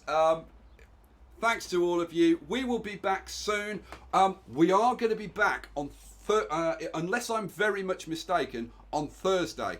Why? Because there is a game that I really like on sale, and I'll tell you all about it on Thursday. So if you're looking for a bargain on a really, really good game, and it's a AAA title, really good game, come back and check out Thursday's live stream. Other than that, thanks to all of you. Thanks to my special guest, Colonel Failure. Check out his channel. Please, guys, throw up his channel link again. And we'll see you all very, very soon. Peace out.